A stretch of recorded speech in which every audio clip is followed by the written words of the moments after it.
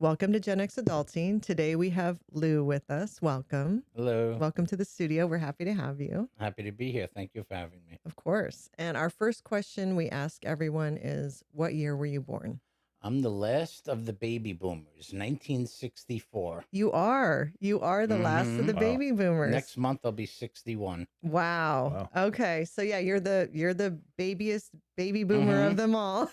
What comes after the baby boomers? Us. Oh, okay. Gen X. Gen X. Okay. Yeah. I missed it by 1 year. You missed it by 1 year. So 65 is the beginning of Gen X. Right. So okay. So you're actually our second boomer. Okay. So I'm excited. And my I'm mom honored. was the other boomer, but she was born in 1947. Okay. So she's 1946 is where boomers start. So she's one of the oldest, and then you're the youngest. So it'll be interesting to see if you guys have different perspectives on certain things that were going on growing up, because it's Right. such a wide range. Because I know that there's younger Gen Xers that have different perspectives on things than Yeah. older Gen Xers. So Yeah. I'll be Your mom curious. was a teenager, like when Vietnam was going on. You were just a baby. Yeah. yeah. She was, well, teenager into her early 20s. Yeah. Okay, so where were you born? In New York, In New York. Flushing. Okay.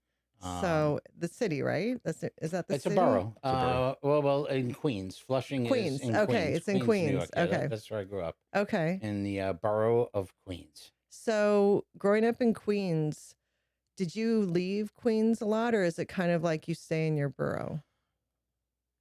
Queens is the biggest borough of the five, I believe. Yeah, I think it is. And we had public transportation. Well, I stayed in Queens until I was probably a teenager. Then when we were teenagers, we would ride our bikes everywhere. Okay. I grew up in Metfen, and we had public transportation. So we were out of the house 8 o'clock in the morning in the summer. And when the street lights came on, that's when we knew it was time to go home. We didn't have cell phones, Yeah.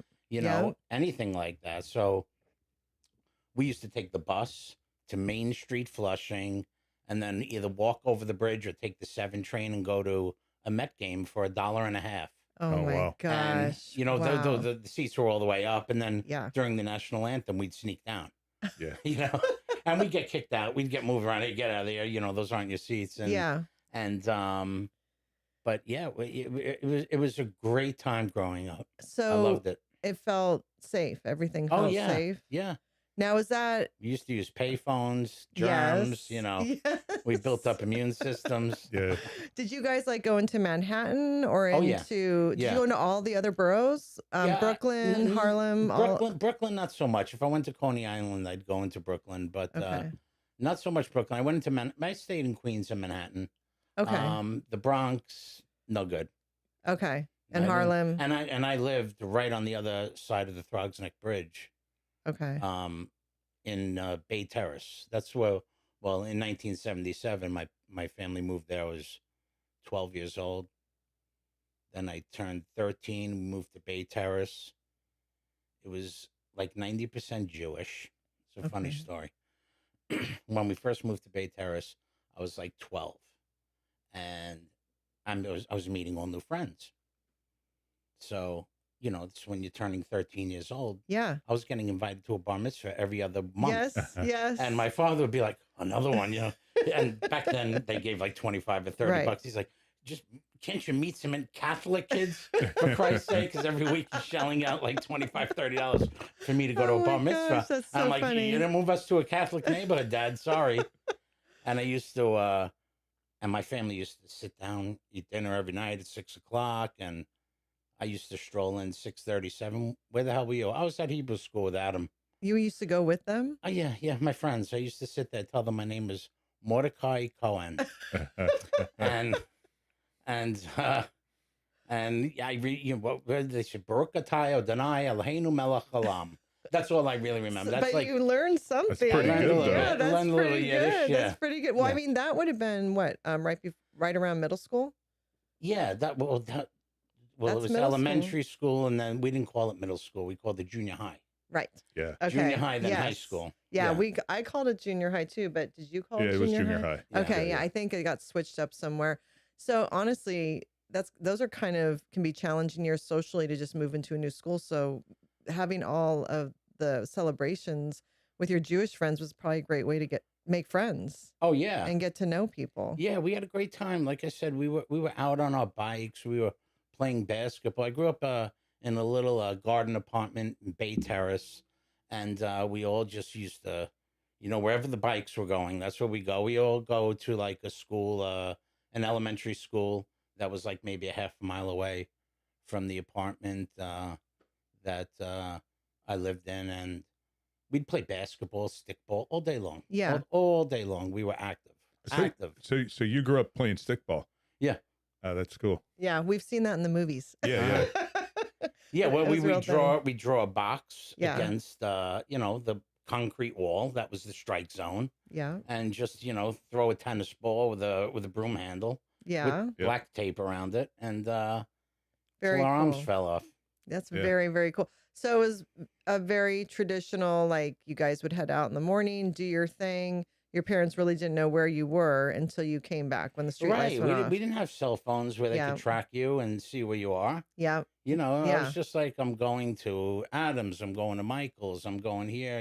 Yeah. We tell them where we're going, and I mean, it was close by, and we were always on our bicycles where we'd stop by, the house if we wanted to get something to drink or something and something to eat, and then just go back out again. Now, was your mom a stay-at-home mom? For I'd say the first 13 years of my life, I have two older sisters. Okay. So, yeah, she was in the beginning. I had a traditional upbringing in Flushing before I moved to Bayside from when I was born till 12 years old. Lived in a two-family house. My grandmother and grandfather lived on the bottom, Nice. and we lived on the top. Had the clothesline outside of my bedroom to hang the clothes on. Yeah. Yeah. And I would go downstairs. My grandmother, may she rest in peace, she I think by the time I was 5, 6 years old, drinking coffee and eating Unita biscuits with butter. Amazing. And dipping the biscuits and butter in my coffee. I was like 5, 6 Amazing. years old. Hilarious. Yeah. But to And, grow up with that multi-generational experience, I personally think is priceless. It is. It Yeah. is. It's amazing. Yeah, that probably the stories that she told you, or just even spending that time with her, with your grandparents, Yeah. completely helped form who you are, I'm Oh, yeah. sure. Yeah. So then that was from when you were born till you were 12. Till I was 12, right. And then they bought the garden. My parents bought the garden apartment in Bay Terrace. Now, is Bay And- Terrace also in Queens? Bayside, Okay. Queens, yeah. It's on the other side of the Throgs Neck Bridge from the Bronx. And then, so were your grandparents, you were then living how far away from them when you guys moved? 15-minute car ride, So maybe. would you still see them pretty regularly? Oh, yeah, I would ride my bike and go. It Okay. was like maybe a half-hour bike ride, and I'd go and go visit them. Sure. Okay, so it was that safe that you could just get on your bike and Oh, ride your yeah. bike for 30 minutes to go see your grandparents. Yeah, it was crazy. Yeah. When you think about it then, and 1977, New York had the blackout. You had the Son of Sam running around New York killing people. Yeah. But I mean that time when Son of Sam was running around New York, I mean, I was still too young to go. I was 7, 4, 5. I was 13 years old. It wasn't like I was going to clubs and I had to worry Right. about getting shot. Yeah. Yeah. Yeah. My older sister did though, because she was like 3 years older than me. Right. So she and he killed someone that was at a club that my sister used to go to frequently. But it's crazy. We had the blackouts, we had Son of Sam, but you felt safe. It Yeah. wasn't. I I think used to take the subway from Main Street into Times Square, Manhattan, just to ride it when I was 13 or 14 years old. Yeah. And I used to stand in the front car right near the conductor Yeah. and just, it was because I was fascinated by like the tracks and pulling into the stations and seeing the people on the platform.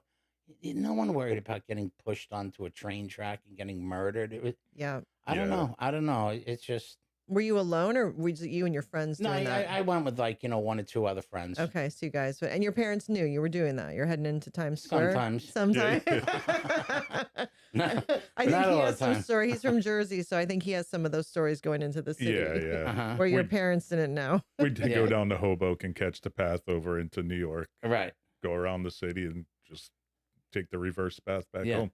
It Yeah. seems to be the thing that kids growing up there would do, that sneaking think- into the city stuff. I think what you're picturing, though, you picture Manhattan because that's most of your Exposure. reference point. Yeah. Yeah. But where you grew up was probably a lot of neighborhoods, right? Yeah. Yeah. Yeah. We had a lot of yeah. neighborhoods. I was picturing things that, it sounds so cliche, things I've seen in movies. When I picture Queens or Brooklyn, it's how it's been depicted in movies, which Right. is neighborhoods and the clothesline and Yeah. all of that. So your sisters, your one is 3 years older than you. What about your other sister? 15 months. Oh, Irish Yeah. twins. Yeah. Yeah. Yeah. So, My mother had 3 kids by the time she was 23. wow. Hmm. Okay, so Yeah. how did your parents meet? I think through friends. I don't know. I don't my older sister could tell you, but I probably through friends. Were they both from Flushing? My father grew up in Astoria, I believe it was, and my mother, yes. Okay. And what's the background? Italian? Yeah. Italian, Southern Italian, Sicilian.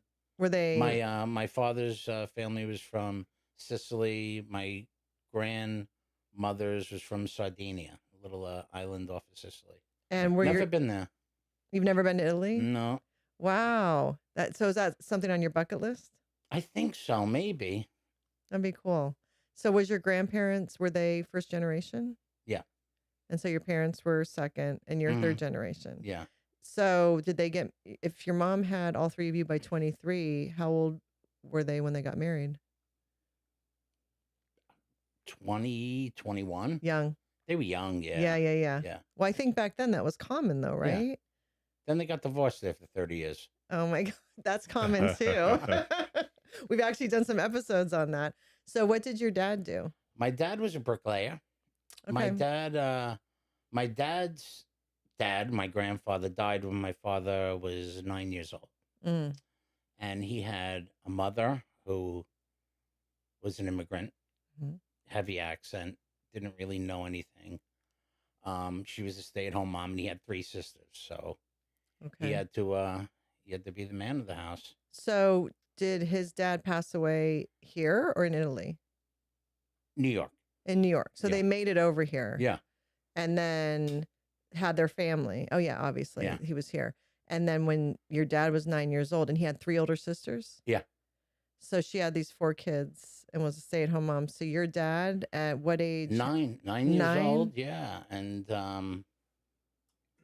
was yeah. figuring out how to make money at that yeah, age? Yeah, Wow. he had to hustle. Wow. And so he's a bricklayer. So for younger generations who've never even heard of that, what is a bricklayer? What do they do? Builds walls and reinforces buildings, block. It's not just brick that you see, like you might see a brick house, Right. but then houses are built with block, reinforcement bar, Mhm. and just mortar and concrete, and they work hard. Okay. So what areas of New York would he work in? Manhattan, Queens, all the 5 boroughs. Okay. He was in the Union. I was going to ask you And that. yeah, he was in local 41, I think it was called. And he was talented. Then he was a bricklayer foreman, so he didn't like when he was like 40, 45, he would just stand there and boss the guys Right. around. And But that's what you want to get to. yeah. So. And then when I was younger, he would bring me on jobs. I would be the laborer who would stack the scaffolds with brick and block, and he paid me like $100 a day, and mix the mortar for the bricklayers. And Was this when you were like a teenager? it was like 16 years old, Nice.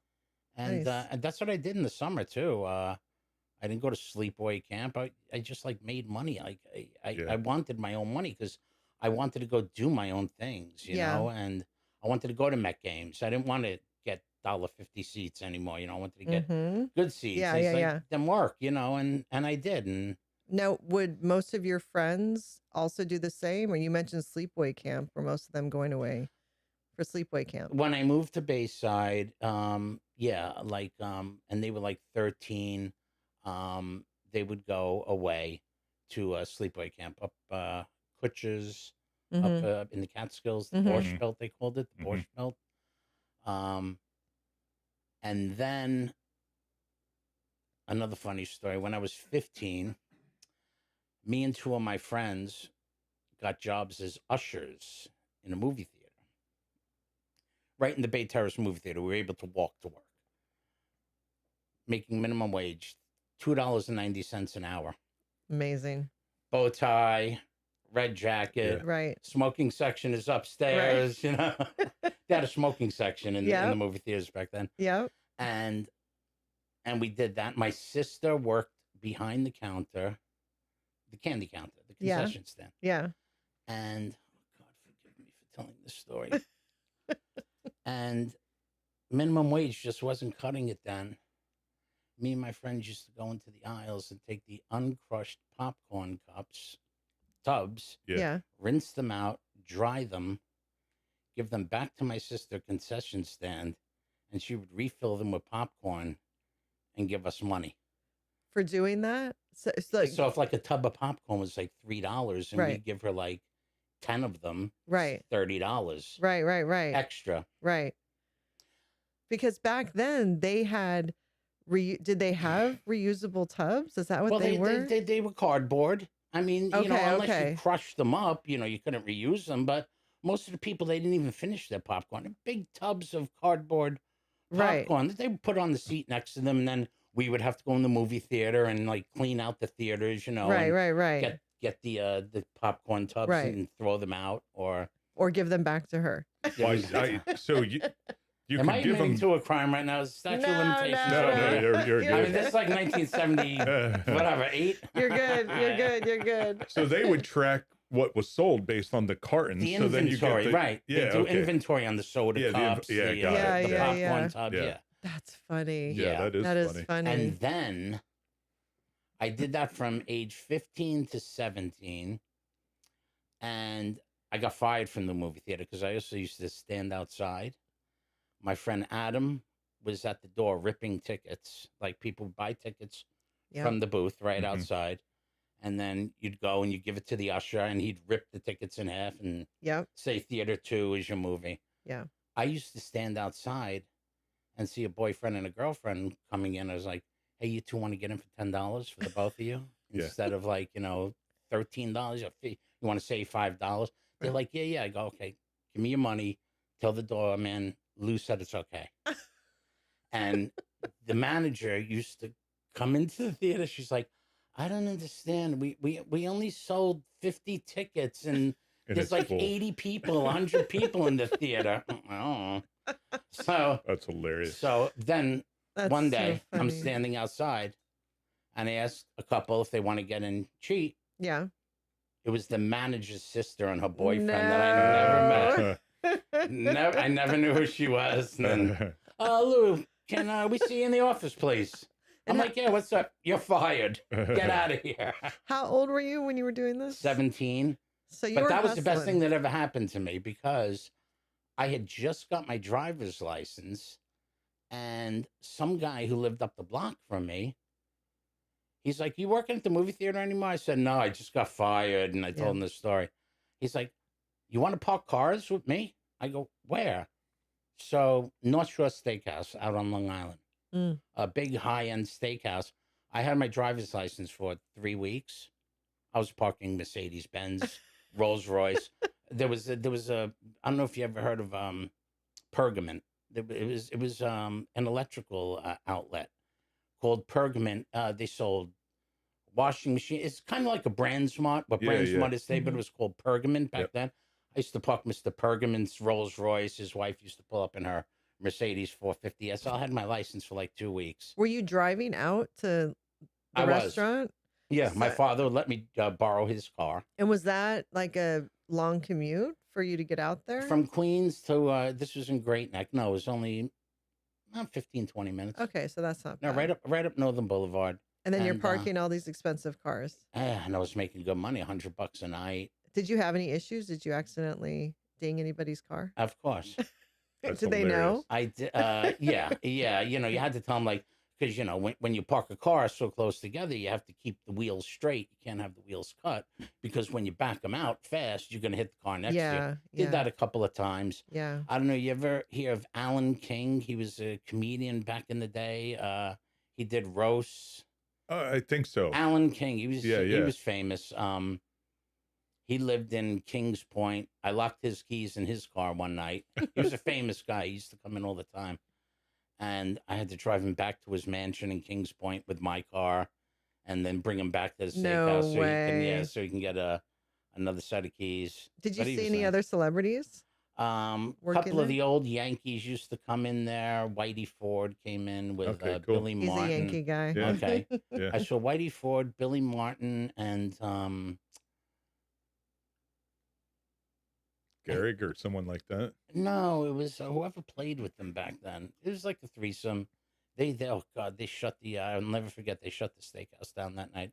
They were drinkers. Yeah, they were. Oof. Yeah. Oofa. So how long did you do that? I job? did that for early 20s, 17, 18, 20, 20, till about I was 22, Okay, so because I was working construction during the day. I went to okay. community college, right? Okay, I was gonna for 2 say, so years. you went to Yeah. high school, Yeah, and I then just you went to community graduated, went to college. community college. Yeah, right. And I was Okay, taking liberal arts, and okay. you know, I think back then I was like, I kind of feel this way today. Maybe it's wrong.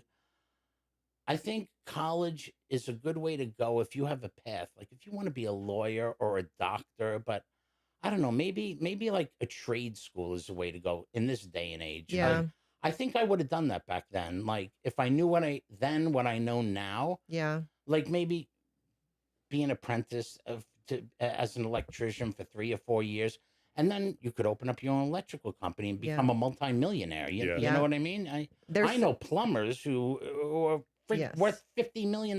You Yeah. know? yes, they're saying that we are going to be in dire need of trades. Yeah. In the I think in the next 5 to 10 years, Yeah. we're Mhm. gonna need like so many welders. We're gonna have Yeah. a welder shortage and plumbers and Everyone wants to be a electricians. TikTok star, though. Well, yeah, You know, you see, that's true. you know, That they're is so making true. 50,000 a month. Yeah. You know, But not everybody. That's the We're thing. on the list of not everybody. Yeah, not everybody, not every, but not everybody. But unfortunately, with the way social media is for the younger generations, it feels like everybody. Right. So that everybody thinks they can do it. Not really. It's kind of like probably back in our day, how everyone thought they could go to Hollywood and become Right. an actress, but it's such a small percentage. right. So there isn't a balance of reality in there.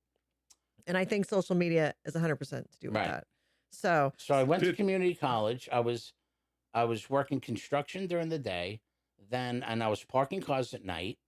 I was you're busy. in my early 20s. I was taking home a couple of $1,000 a week. yeah. In A lot of money back I had then. a A lot of nice money car. back Oh then. yeah. Yeah. Back in 82, 83. Yeah, I yeah. had a nice Mazda RX-7 sports Oh, car. I Like, remember that I remember car. those. the only thing my Yeah. father did for me, my father would, maybe another crime I'm admitting to, my father would put the car insurance under his name, because so it wouldn't be so expensive. But Yeah. I paid my own car insurance, my Yeah. own car payment, you know. Yeah. And Were you living with them after high school while you were doing all this? yeah, I was, and I was the last one in the apartment with them. That's when they started like arguing. My parents. I told you they got divorced after Yeah, 30 years. yeah. And I said to them, I was like, "Why don't you guys get divorced? It got You're that not even bad. sleeping in the same room. You know, Yeah. it's like Yeah. just it's like." And they did, Yeah. and So how I did think that they were both happier. You know, how that affect you and your sisters, where you grew up with them married in this traditional family, and then you guys are young adults and your parents are divorced? How did that alter But you don't things want for to you see. guys? No, it didn't Yeah. affect us. You don't want to see them fight. I mean, Yeah. they were able to stay in the same room when my sisters had, you know, their kids, and they were young, and they'd have birthday parties. My mother and father, you know, they were civil. They'd Yeah. come to their granddaughter or grandson's birthday party and sit in the same room. Hi, how are you? You know, Right. talk. You know, Right. and I mean, they're both gone now. Did they have other relationships after they My father, divorced? my father did. My mother, I guess she just dated. She didn't have anyone serious, but Did they stay living in the same area? no, my father moved to Long Island City, which is just outside of Manhattan, with Okay. his girlfriend. And then your mom stayed in the apartment? Yeah, she stayed in the apartment. Okay. And what about your sisters? Did they go to school, to college?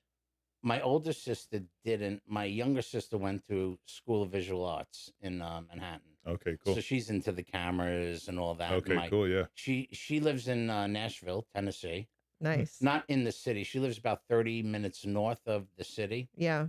And her husband, my brother-in-law, is such a talented illustrator. I mean, this guy, you could just tell him, draw me Mickey Mouse and Donald Duck shaking hands. And in like 10 That's cool. minutes, he'll have like he's worked for Disney like his Yeah. whole life. He's just, People and like his that kids are are like that. amazing. Yeah. His daughter, my niece, is like that. She builds murals. She paints murals, sorry, on the side of restaurants in Nashville. And Oh, that's cool. and it's amazing. But They're artistic. Is your yeah. sister artistic as well? Well, I guess she went to the school. Yeah, she right? went to the school. Yeah, she likes, she's a good photographer. Okay. So she's not like a good drawer. All right. But still, photography is an art. So they're an Right. artistic family. Yeah, yeah. And then your other sister? My other sister lives in South Jersey, Ocean, New Jersey. Okay. So she's right near Asbury Park and Great Adventure. I think she lives like 10 minutes away from Great Adventure. Okay. Yep. Yep. And she's been living there a long time. Are you still close with them? Oh yeah. That's great. Yeah. So then when your parents divorced, it kind of allowed them to create this civil relationship, whereas you guys went through your adulthood, you could still, like you said, have them at weddings, Yeah. gatherings. Oh yeah. And it was Yeah. very healthy. My mom passed before my father did, and even my wife to this day, she can't believe like my father was at the funeral home every day, supporting his kids. I get Yeah. like a little well, Yeah, of course, of course.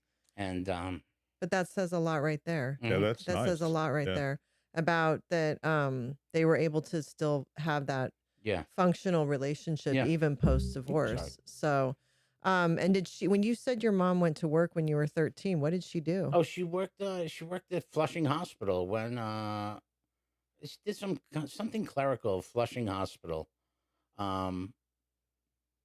And you know what? I don't know if I partied too much when I was younger, but my sisters remember so much more stuff.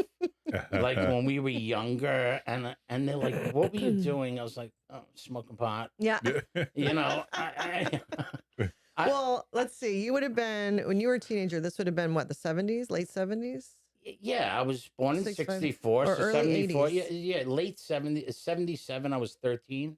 78. I was 14. Yeah. Yeah. So it's those late 70s, early Right. 80s. Yeah. The first time I was able to vote was Ronald Reagan's second term. What was that? 84. I was think 20. so. Yeah. Yeah. I was Yeah. 20. I was Yep. 20 in 84. So So growing up in the 70s, because we would have been young, we would have been like 5, 6, 7, 8 yeah. in the Yeah. 70s.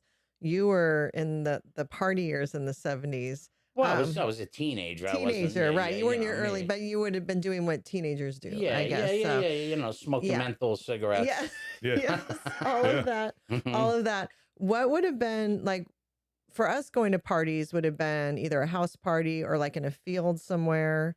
What were parties like for you guys Yeah, as we teenagers? used to go like under the Throgs Neck Bridge, light a fire, Okay. because you had the water right there, the Long Island Sound right there. It was nice. Yeah. Someone's house. Yeah. And some of these bar mitzvahs were like at clubs, Yeah. that we weren't old enough to go to, or there was a hall called Leonard's of Great Neck that was like a big catering hall. They had 2 floors and like 2 big rooms on the second floor, 2 big rooms on the first floor. So that's cool. Yeah. You guys got to go there. I mean, you were really, the music then was insane. Did you go to Nothing like the 80s. now or even 70s? Yeah. Well, I was You I was know? telling your husband, in the 70s for me, I was a headbanger. I liked rock and roll. That's why I Mhm. love all the instruments around here.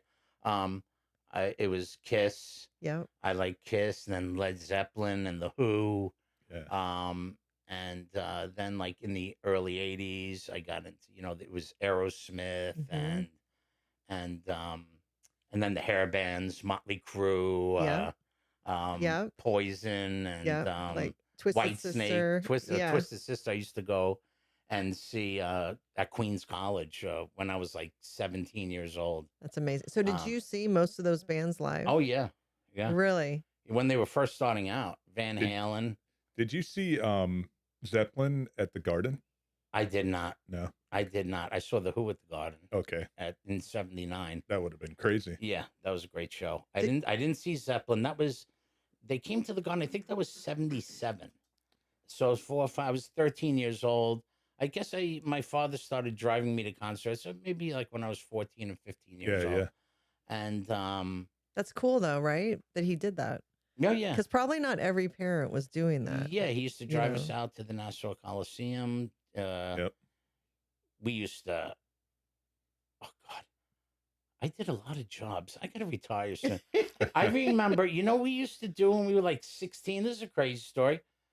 Talking about earlier how we used to get on our bicycles. Our Yeah. parents. Mhm. A friend of mine, his sister, used to date a ticket scalper. He used to pay us $100. We used to go to Penn Station in Manhattan and stay up all night, get there at 11 o'clock at night. So we were the first ones online. Oh yeah. And Ticketmaster The would open up at Ticketmaster, like yeah. 9 o'clock. Yeah, and then yeah. we would get first, second, third row seats. And this guy would give us money and he would Yeah. pay us $100. Our Yeah. parents didn't care. I was with like, 5 or 6 other guys. Yeah. And we were in Penn Station And from they didn't have 11 limits. at night till like 9 in the morning, like Yeah. on a Friday or Saturday. Did you bring did you sit there all night or did you bring like sleeping bags or did you guys just sit there? Yeah, no, No. we sat there and we had coffee and stuff like that. But no, we stayed up. How old we were just- you? Probably like 16. And you Like during the summer, yeah. Did it you- wasn't like we weren't skipping Right, school to, right, sit online so Right. this guy can make money. But he was paying us $100. But that's you back know? when the days when you had to go to an actual ticket booth to buy Yeah. a paper And ticket. you waited in line Yeah. for And a you big waited act. in line and people Yeah. would wait Yeah. overnight to try to 100%. get Yeah. tickets. Like when Yeah. you said you waited online, it's like people are going to automatically think online on the internet. It's like, no, you were in a line physically Yeah. waiting. Yeah. You By know. by the time Ticketmaster opened up, we were right at the beginning of the line. Right. There were 200 people behind us. Yeah. Right. 300 people Yeah. behind us. Yeah. That's back when ticket scalpers had to work for it too. Yeah. They'd have to hire like people like you to do it or whatever. Right. Now it's just an online hack more than anything else. Right. Well, and they didn't have. I don't remember them having ticket limits, did they? Couldn't you just go by like 100 or something? No, I Were there think no. limits? Yeah, there were limits. Maybe 4 or 8 or something. Yeah, I think it was like 8. It wasn't. Yeah. It was only 4. It was a decent amount. Yeah. But I mean, you're paying 6 guys that could get 8 tickets Yeah. each. Yeah. It's like 40, Yep. 40 Yeah. tickets Yeah. or whatever. Yeah. So no, I Um, mean, if I could go back in time, that time frame is when I would want to see live music Yeah. because it I was the think best. that's when you saw everybody in their prime. I saw Van Halen open up for Journey at the Ritz in New York. That's That's amazing. amazing. And people were like, after Van Halen went off stage, I was like, I don't think I want to see Journey. Yeah. I was like, who the hell were those guys? Yeah. Yeah. But Steve And- Perry, his voice. Oh, no, yeah. Journey was great. Yeah. I just saw Journey. I've seen Journey like 5 or 6 times, but I just saw them with my wife on this last tour down at the Amarant. How are they now? Because They're all right. yeah. Coming from 65, 70 years old, Yeah, Yeah. but the lead singer isn't. Anil him. Pineda, he's like from Thailand or something. Yeah. How does he He's do? not bad. Okay. He's been with the band like 15, 20 years. Yeah, I think now. yeah. But coming from someone who saw them at the beginning and then to He'll, see, There'll never be a voice Yeah. like Steve Perry. Yeah. You No, know, it's no. like, yeah, you're going to replace Steven Tyler and Aerosmith with someone, you know? right, right. No, no. So did you ever see the Grateful Dead? No, I didn't. But I had a lot of friends who used to, when they would do 10 nights at the Garden, Yes. would go all Yeah. 10 nights, you know? Yes, yes. And yeah. I used to wait on that line and get my friend's tickets? boyfriend tickets for the Dead. That's funny. I liked the Grateful Dead. I was like more of like, Touch of Grey, Casey Jones. Yeah. They're famous songs. Yeah. Now that they have this band Fish, that's like Fish a is- jam band. yeah, Yeah, Yep. Fish has been They're around really for good. Fish a has been while. around Yeah, for a while. They're very yeah, good. they're a huge jam band. There's so many jam bands now. But Yeah. yeah, I think like I think the Grateful Dead for me, maybe they were talented AF musicians, but Yes. um, I don't know. I just wasn't into that whole. I'm gonna drop a tab of acid and Yeah. go see the Dead, and and just like Yeah, and go on the yeah, journey, the long ride of the jam band. Yeah, right. yeah. I think they were too mellow for me. Yeah. I kind of like the plug the Les Paul into a stack of Marshall amps and Right. ride the lightning. And go. Yeah. Did you ever see AC/DC? Of course, yeah. Okay. Yeah. Yeah, so you saw them all My like daughters right are going then. to see them next month. Oh, that's cool. Yeah. That's very cool. So then you're hustling, working, going to community college into your early 20s. And when your parents divorced, where did you live then? Oh, then I moved. Like I told you, I was making good money. Yeah. Got a roommate. Moved to Little Neck, Queens. Okay. Another suburb of Queens. Yeah. Not a suburb. Suburb of Queens. Little Neck, right near the train station. Had a roommate. Nice 2-bedroom, 2-bath apartment. I don't know, maybe like 1,800 square foot. I think we were paying $900 a month. Wow. But $450 each. Yeah. Yeah. And That's a huge apartment though for that. I mean, I don't know how Queens is. I just know in Manhattan, people live in closets. oh yeah. But Queens, I think, and Brooklyn and the Bronx, you can probably get a lot more apartment for your money. Yeah, but I mean, in this day and age, it's not like it was You know, back then. But Yeah. You know what? Queens is like probably like Rahway, where my Uncle Mickey lived. Mhm. Remember that Yes. vibe? That's kind of a Queens vibe in Yeah. a sense. Yeah. Yeah. Yeah. That makes sense. You ever see the King of Queens? The Yes. show, the houses are right, like Yes. stacked up, Yeah. right? It's like that. It's like that. Yeah. Mhm. That's my perspective. Because I think when we lived in Jersey, we never went over there. I don't think. But no, I think we went to Went to Long the- Island once. The Bronx. Yeah, but to see the games, Yankees, a lot of but Manhattan stuff. we were in Manhattan a lot Right. because we had the kids But and I would take them in. It's kind of like near the Nassau neighborhood, right? We were at East Meadow. The Yep. Italian place we went to was in East Meadow. So Well, yeah, good. Kinda- Oh my Queens, gosh. where I grew up at Yeah. Bayside, was at the steakhouse that I parked cars was in Nassau County. Yeah. It was a 15-minute ride. It was right there. Okay. Okay. Yeah. So You know, that's- just to go yeah. back to the music real quick, one of the best Grateful Dead shows was at the Nassau Oh Coliseum. yeah, You missed it though. I did. So when you were living I in this did. apartment, what were you doing for work? I was working construction. So you were still working for a general construction. contractor, a big Okay. general contractor called Herbert Construction. I used to get on the Long Island Railroad train into Manhattan in the morning, and do that. I did that until I was about 28 years old. Were there any buildings in Manhattan you worked on that were like big skyscrapers? I worked. We did a lot of apartment work. I worked in. I think his name was John. Leon Hess's son, John Hess. Leon Mhm. Hess used to own the New York Jets football team Okay. before Woody Johnson owns it now. I think Leon Hess is before Woody Johnson, and I used to work in these Fifth Avenue apartments, like opulent, like Yeah. they were houses, and I'm like, how is this apartment so big? It was. Yeah. They were like 10,000 square foot apartments, and they were not. We did work in the World Trade Center. When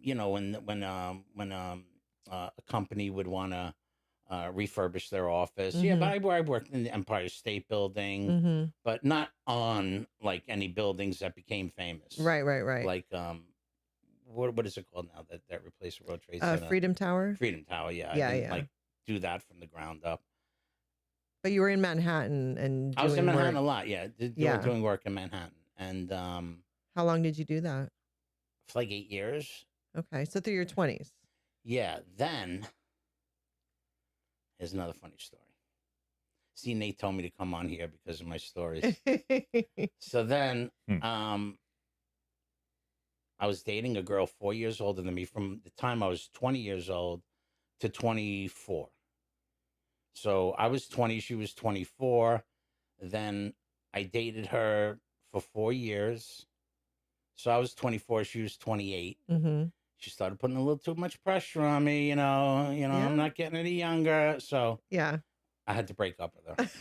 That's hilarious. I broke up with her right before Christmas, and her apartment was on the second floor. Oh. And she bought me like a ski coat for Christmas. She threw it out the second. Here, take your fucking Christmas presents. I don't want.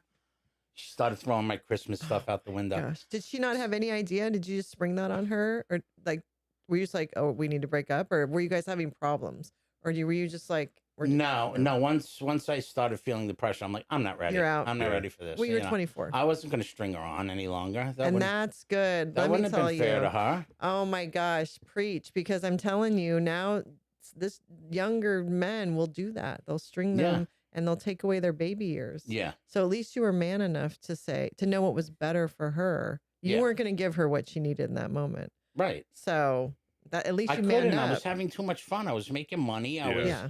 I loved the girl, but I just wanted to have fun. I didn't want to settle down and get married. Yeah. So I broke up with her when I was 24. I was still working construction. Then like, I don't know, a year or two later, I met this other girl that became my girlfriend for like 2 or 3 years. And she had problems, a little bit of freebase problems, but anyway, so I moved I was going to buy her mother's house in Garden City, Long Island. And because her mother was retiring and her sister moved to Kentucky and her mother was going to Kentucky to live with the other sister, I'm like, you know what? I'm going to buy this house and we'll move in. Like, we were kind of serious, but it's like she just had, I shouldn't say a little freebase problem. That's like being a little pregnant, but it was fucked up. I didn't dabble in any of that shit. I mean, I'm not saying I didn't try cocaine. Right. I did, but smoking it, no. That is next level. I tried that once and I thought my heart was gonna explode. And I was like, I prayed to God. I was like, God, please, if you don't kill me tonight, I will never do this again. I swear. Yes. Okay. That's awesome. during the 80s, right? Yeah. So this is like big Coke decade, huge Coke decade, and crack and free that's when crack came all of out, it, all of it. So what is the difference between snorting Coke and smoking it, would you say? Oh, God, I don't know. That's smoking it. It goes right into your lungs and it just makes your heart. I don't know. I only did it once and I couldn't do it. It was not enjoyable at all. No. Oh. It was just stress. No, and even snorting the cocaine Yeah. wasn't. I snorted a lot of cocaine with some guys. Yeah. And I never the next day, if I even went to sleep, whenever I went to sleep, Right. the next day or two said, oh God, I feel so good. I'm so glad I snorted all that cocaine. What a great night. I was paranoid. I'd freaking be like, I wouldn't leave the house. My eyes would be like this. I mean, I couldn't go out in public because my face would like show this fucking guy's fucked up. You know, this guy's got a problem. Yeah, I couldn't talk. I was like lockjaw. I used to call it lockjaw. I'm like, I think they still call it that. Yeah. Yeah, I was like, it was not a good experience. Yeah, so, and it's expensive, right? Well, I think it was. I don't know about now. It wasn't that expensive. I mean, it was just it was bad drug. Anyway, one thing that's different with now, you have to worry about it being cut with fentanyl.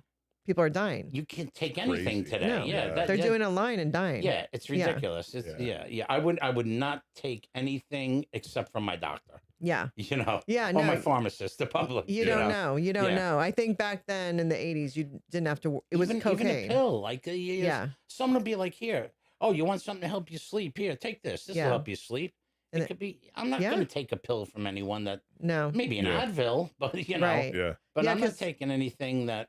Yeah. It's just white, and they say, "Here, this will help you sleep." Because I think there's Xanax that also has fentanyl in it. Yeah. People have died from that. So it's like it's a totally different game for the younger generation. With I'll go to my doctor and say synthetics. I have trouble sleeping. Give me some alprazolam or Xanax, and he'll give it to me. And it's straight from your doctor. Right. Yeah. I know where it's coming from. You know it's I safe. would never do that. But so you guys didn't move into the house together, though. You decided not to. So I get my friend Michael. I'm still friends with this day. Get a U-Haul truck. Moved all of my stuff out of the apartment I was sharing with this other guy. Moved it into her mother's house. And I'm putting the bed together, putting the dresser together. She's like, I'm going to my friend's house. I'm like, okay, put the bed together. This bitch didn't come home for the whole night. I woke up in her mother's house. She didn't come home. It was like 6:30 in the morning. I'm not a good sleeper. I've never been a good sleeper. I'm the type of person where when I was going out with my friends when we were like 17, 18, 19, 20, we'd stay out till 3, 4, 5 in the morning. Yeah. I would be up at 10 o'clock calling them up saying, it's beautiful. Let's go to Jones Beach. You know, we You're can't one of those friends. Yeah, and I had Yeah. friends who could sleep 12 hours. They're like, Yes. you're fucking kidding me. Don't fucking, we Yes. just got home 5 hours ago. You're a maniac.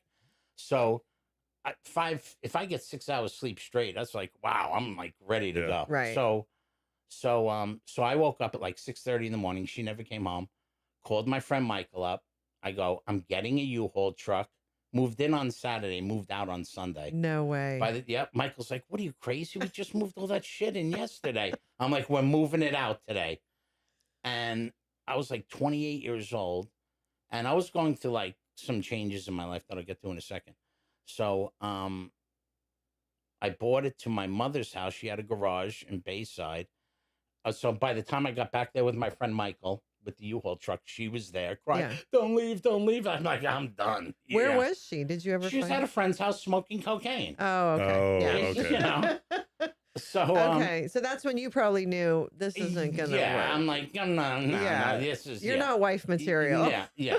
So, you know, I dated her for like 2 years. So we moved it out, moved all the stuff back in my mother's house. Well, not in my mother's house, put it in the garage.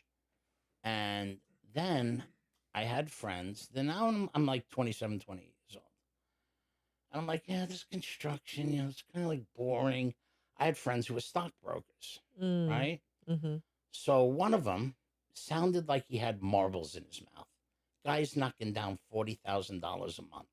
Wow. I'm like, so now I broke up with my girlfriend.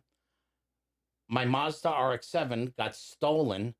I moved back home with my mother in Bayside. I was 28 years old. Yeah. So I really had nowhere to go. I just, you know, I was going to move in with this girl. I wasn't going to stay at a hotel, you know. Right. I'm like, Ma, you got to let me like just move in with you until I find I'm sure the place. she was fine with that. Oh, yeah. She's like, she loved absolutely. it. Yeah. Come back home. Yeah. I moved back home and my car got stolen from the street. I got no car. I got no girl. I'm like, I'm living at home. I think I'll become a stockbroker. So I had some friends like, yeah, you come work at our firm. And I took my Series 7. Like, I went to community college. Now they're shoving economics 2000 down my throat. You know, it wasn't an easy test. So it took me about 6 or 7 months. Then I was only getting paid $250 a week, making 400 or 500 calls a day for a senior broker to get him leads. I like to say, hey, Mr. Jones, can I send you out some information on my company? And, you know, and then maybe have a senior broker call you back in like 3 weeks when we have an idea. Yeah. So that's, I was only getting paid $250 a week. But I was lucky. I made enough money, you know, that I had a nice little nest egg. Well, and you were living with your mom still, right? Right. But were you in Manhattan doing that? No. I was in Bayside. Doing the stockbroking, yeah. Okay. Yeah, but I was in Bayside. You're right. I moved back home to Bayside. I used to take Long Island Railroad into Manhattan. But working in Manhattan. Yes. Like were you on right on Wall Street. Wall right Street. On, Okay, so you're I was in Wall a pitching Street. wedge away from the New York Stock Exchange. Down by the Bull? Yeah. So how long you did that, like 6 or 7 months, and then I got my Series 7. I was a licensed broker. Then I had to open up like 30 accounts for my senior broker until I could go out on my own. I did that in like a month. I was pretty good at it. And I'm a good talker. I like to talk and I did that in 90s, the Clinton days, where everything you bought .com would go up. So we made good money, you know, yahoo.com, buy it all the time, you know. So we did good then. And then what did I do that for? I did that till about 2005. So then in about 2004, 2005, I don't know if you remember this. They used to have every other commercial on TV. It seemed like to me, because I was a stockbroker, it was like, did you lose money in the market? We're Cohen and Cohen, and we'll work on a contingency basis. We don't make money until you make money, and sue your broker, sue your broker. So when you would get a complaint, like if I had a customer in California that said, hey, Lou lost me $40,000. Mm-hmm. Now there was a thing back then. If you would settle for under 5,000, then you'd have to get it. This was like legalized extortion, Mm-hmm. because if you settle for less than $5,000, it doesn't go on your U4. It was like, your permanent record or whatever you call it. Yeah, yeah. So I would talk to a lawyer. I was like, okay, what's it going to cost us to fly out to California? So now you got to pay a lawyer. You got to pay for his plane ticket. You got to get him a hotel room. And he's like, it's going to cost us like $10,000 if we're going to be out there a day or two to fight this. Right. Offer him $4,500 to settle. Some of them did, some of them didn't. And I had 4 guys who didn't. I had to fly to California. I had to fly to Texas. People that were suing me because they lost money. I won every single one of those cases because I was like an aggressive trader. I was like trading people's money on margin, but I had them sign paper. I was like, listen, it's going to get aggressive. I don't want you to send me. I told them, I don't want you to send me your kid's college fund. I want you to send me money you can afford to lose. Right. Because we're going to trade on margin. We're going to be aggressive. I just want you to know that. And I had them sign papers that said trading on margin is a very aggressive, trading system, whatever. You could lose all your, the last sentence was, you could lose your entire investment. Yeah. And they signed it. So I brought that to the arbitrations. I won all of my cases. But I was like, this is crazy. I'm just sick and tired of paying. 1 year I spent like $60,000 in lawyers. So defending myself. Right. It's crazy. There was a lot of pressure too, though, to put you guys out of business and go online. Yeah. Right. Ameritrade or whoever was. Well, now it's not like that. Like back in the day, I can call you up and say, Mr. Like, open up an account with me, give me a shot. Yeah, right? yeah, You're yeah. like, okay, Lou, I'll give you a shot on 2,000 shares. Okay, what's your social security number? Yeah. And that, you would give it to me over the phone. I would be able to, from what I heard now with anti-money laundering laws now, they have to see where the check is coming from. You can't just go and buy the stock for that person that day. Yeah.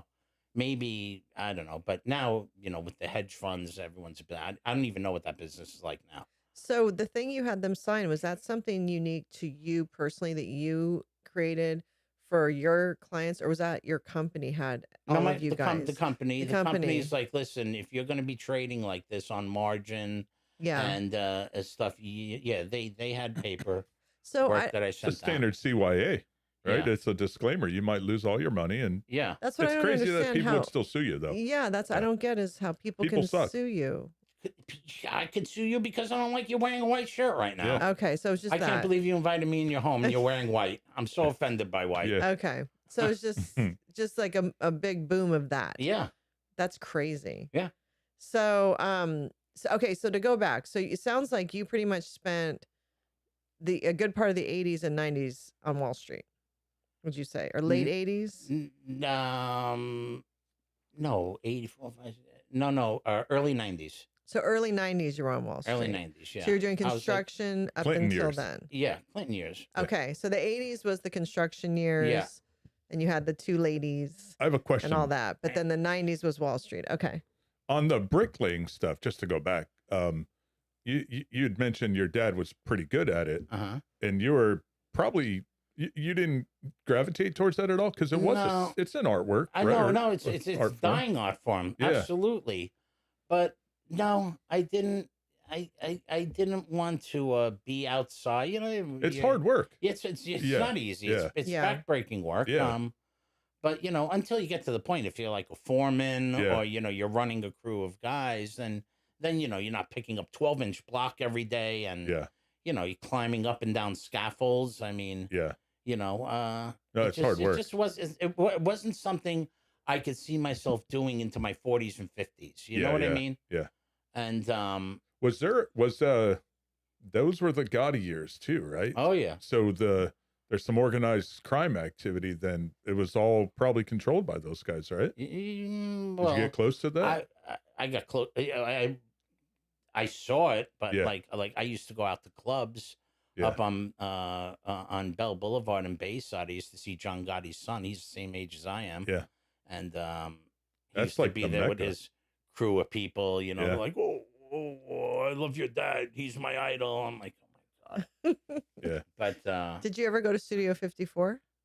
no, my wife did a lot. Okay. My wife had her own little card. She tells a story. No but, way. yeah, she had her own little card. She had a guy who valet parked the car. She grew up very privileged, my wife. Well, that brings me to my next question. So when did you meet your wife? I met her down here in Florida in 94. We were 30. Yeah, 94. So were you on I vacation? no, so this is how I moved down to Florida. So I was a broker up in New York. Yeah. Another guy was a broker with me, and I used to come down to Florida all the time for spring break. Okay. I'm like, it's beautiful down here. So I said to this other guy that I work with, oh, so then I was living in Manhattan. I was sharing an apartment in Manhattan with this guy. When did you make the move to Manhattan? After I got licensed as a broker. Okay. I only lived there for like maybe 2 years. Okay. So like 89 to 90. No, I'm sorry, 91 to 93. Okay. $3,000 a month. It was like a 1.5 bedroom apartment, nice building, Oh my like gosh. concierge, like living in a hotel though. Like Yeah, you yeah. give the doorman your dry cleaning, Yeah. like, Yeah. and it was nice, right on 2nd Avenue and 79th Street. It was a really Okay. nice building. So I said to the guy that I was a broker with, I'm like, the price of Microsoft isn't going to change whether we're here in New York in this cold winter or if we go down to Florida. Mm-hmm. So the company we worked for had an office in Florida too. Okay. And then I start looking, 2-bedroom, 2-bath apartment with tennis courts and a pool. Yeah. $2,500. It's only $1,200 each. We Yeah. could live like kings, so we did.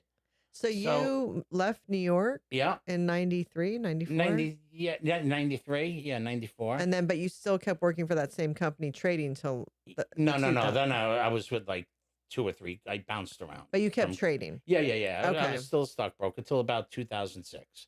Okay. So you moved down. I moved down, met my wife at Club Boca on Palmetto Park did he Road. move down here with you? Oh yeah, he did. And then you guys got the place together with the tennis courts and all that. Yeah. And so you're living the Boca lifestyle. We're living the Boca life from West Boca, Corvette. Of course. Had to get the Corvette. Some girl that worked with us at the firm in New York had moved down to Florida a year earlier than us, and she said to my friend Steven and I, hey, me and my friend Fran are going out tonight. Why don't you meet us out? And Fran is my wife. Yeah. So we're like, yeah, we'll meet you out. So we went to Club Boca. We met them. And that's it. And that was it. That's it. August will be 27 years we're married. Wow. Is she also from the same generation as you? Yeah. She grew up in Manhasset, which is in Nassau County, I don't know, 15 minutes from me. And it's funny because, when we were first dating, we used to go to the same clubs. I can't believe we never ran into each other. We used to go to the same diners at like 2:00 in the morning after the club. Yeah. I bet you were in the same place at some time, but you just had no idea, Right, It's like, so is she also Italian? She is. Okay. And your families didn't know nothing like that. So there's no connection at all. Same backgrounds and everything, but you guys didn't meet. No, it was not an arranged marriage. No. I went up to her. I said, hi, I'm Lou. She said, Lou, I hear you're funny. Make me laugh. That's the first words out of her mouth. Well, there you go. I'm like, all right. She's like, I hear you're funny. Make me laugh. I'm like, nah, not right now. So I go, I'll buy you a drink. I love that. But, and then that was it. And she was living down here with her mom. And then so her mom was down here. Yeah, her mom and her father were down here. Oh, nice. But they were divorced too. But and then did she have siblings down here too, or was it just her parents? No, just the parents. Her siblings are still up in New York. Okay. So we met. We started dating. We dated for 4 years. She was another one I felt a little bit of pressure on, but I was getting on in years. Now I'm like, in my 30s. I'm like, all right, if I'm not gonna have kids, I mean, she's a great woman. My wife, smart, pretty. She's my ride or die. Right. And then we got engaged. I think we had a honeymoon baby because we got married in August of 98. My first daughter was born in June of '99. Sounds like it. Yeah. Did you get married down here? No, up in New York. Oh no, we accommodated everybody. Had to go home. Fuck us. You know, it's all about our guests. Yeah, 100%. Yeah, you know, because 90% of the people were up in New York. So I'm like, so we only had like maybe 100, 110 people at our wedding. That's actually not bad considering. No, it was nice. Yeah, we were just up there for a wedding last week. There were 200 people. I was getting anxiety, like getting a drink at the bar and bringing it back to the table. I'm like, this place isn't big enough for but it was a great wedding. I mean, considering all of she had her family up there, your family up there, that's 100, 110. That's not that big considering you guys probably knew so many people up there. Out of the 100, 110 people at my wedding, I'd say 20 of them flew from Florida to New York for the wedding. And the rest was up there. Yeah, and the rest was up there. I was like, so we had a nice French restaurant. It was beautiful. The food was great. It was great. And but then how come you guys decided to raise your family down here, considering there's so much family up there? Was it mainly the lifestyle down here? Yeah. Loved it. And I just loved it. I still love Florida. I mean, I never got used to the summers. July, August, September, hurricane season, when it's oppressively humid every single day. Yeah. You walk out of your air-conditioned home, it feels like you got hit in the face with a wet blanket. You know, it's like, oh my God. But but you deal with it. And I always say that's like our winter, where we all kind of either stay inside, right, or you go to the beach, right, or maybe your pool briefly, right. But it's where the Northeast stays inside in the winter. We kind of stay inside in those months, unless you're somewhere that's not like nice and comfortable. Well, that's one thing about Florida. I think it's like acclimated to the heat, because you go to a movie theater, you got to bring a sweater or something. It's cold in the movie theater. You go to the mall, it's cold in the mall. I was in Vegas with my daughters last year in August. That's brutal. My one, it was like 110 degrees. And we would walk into the casino and like the doors would open up, but you wouldn't feel the air conditioning until you got like maybe 200 feet into the casino. Really? It was really weird.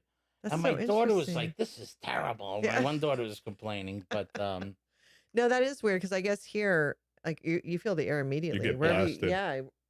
And like to your point, even in the summer, if we go places, I will bring like a cardigan or something, because it's going to be freezing inside. Right.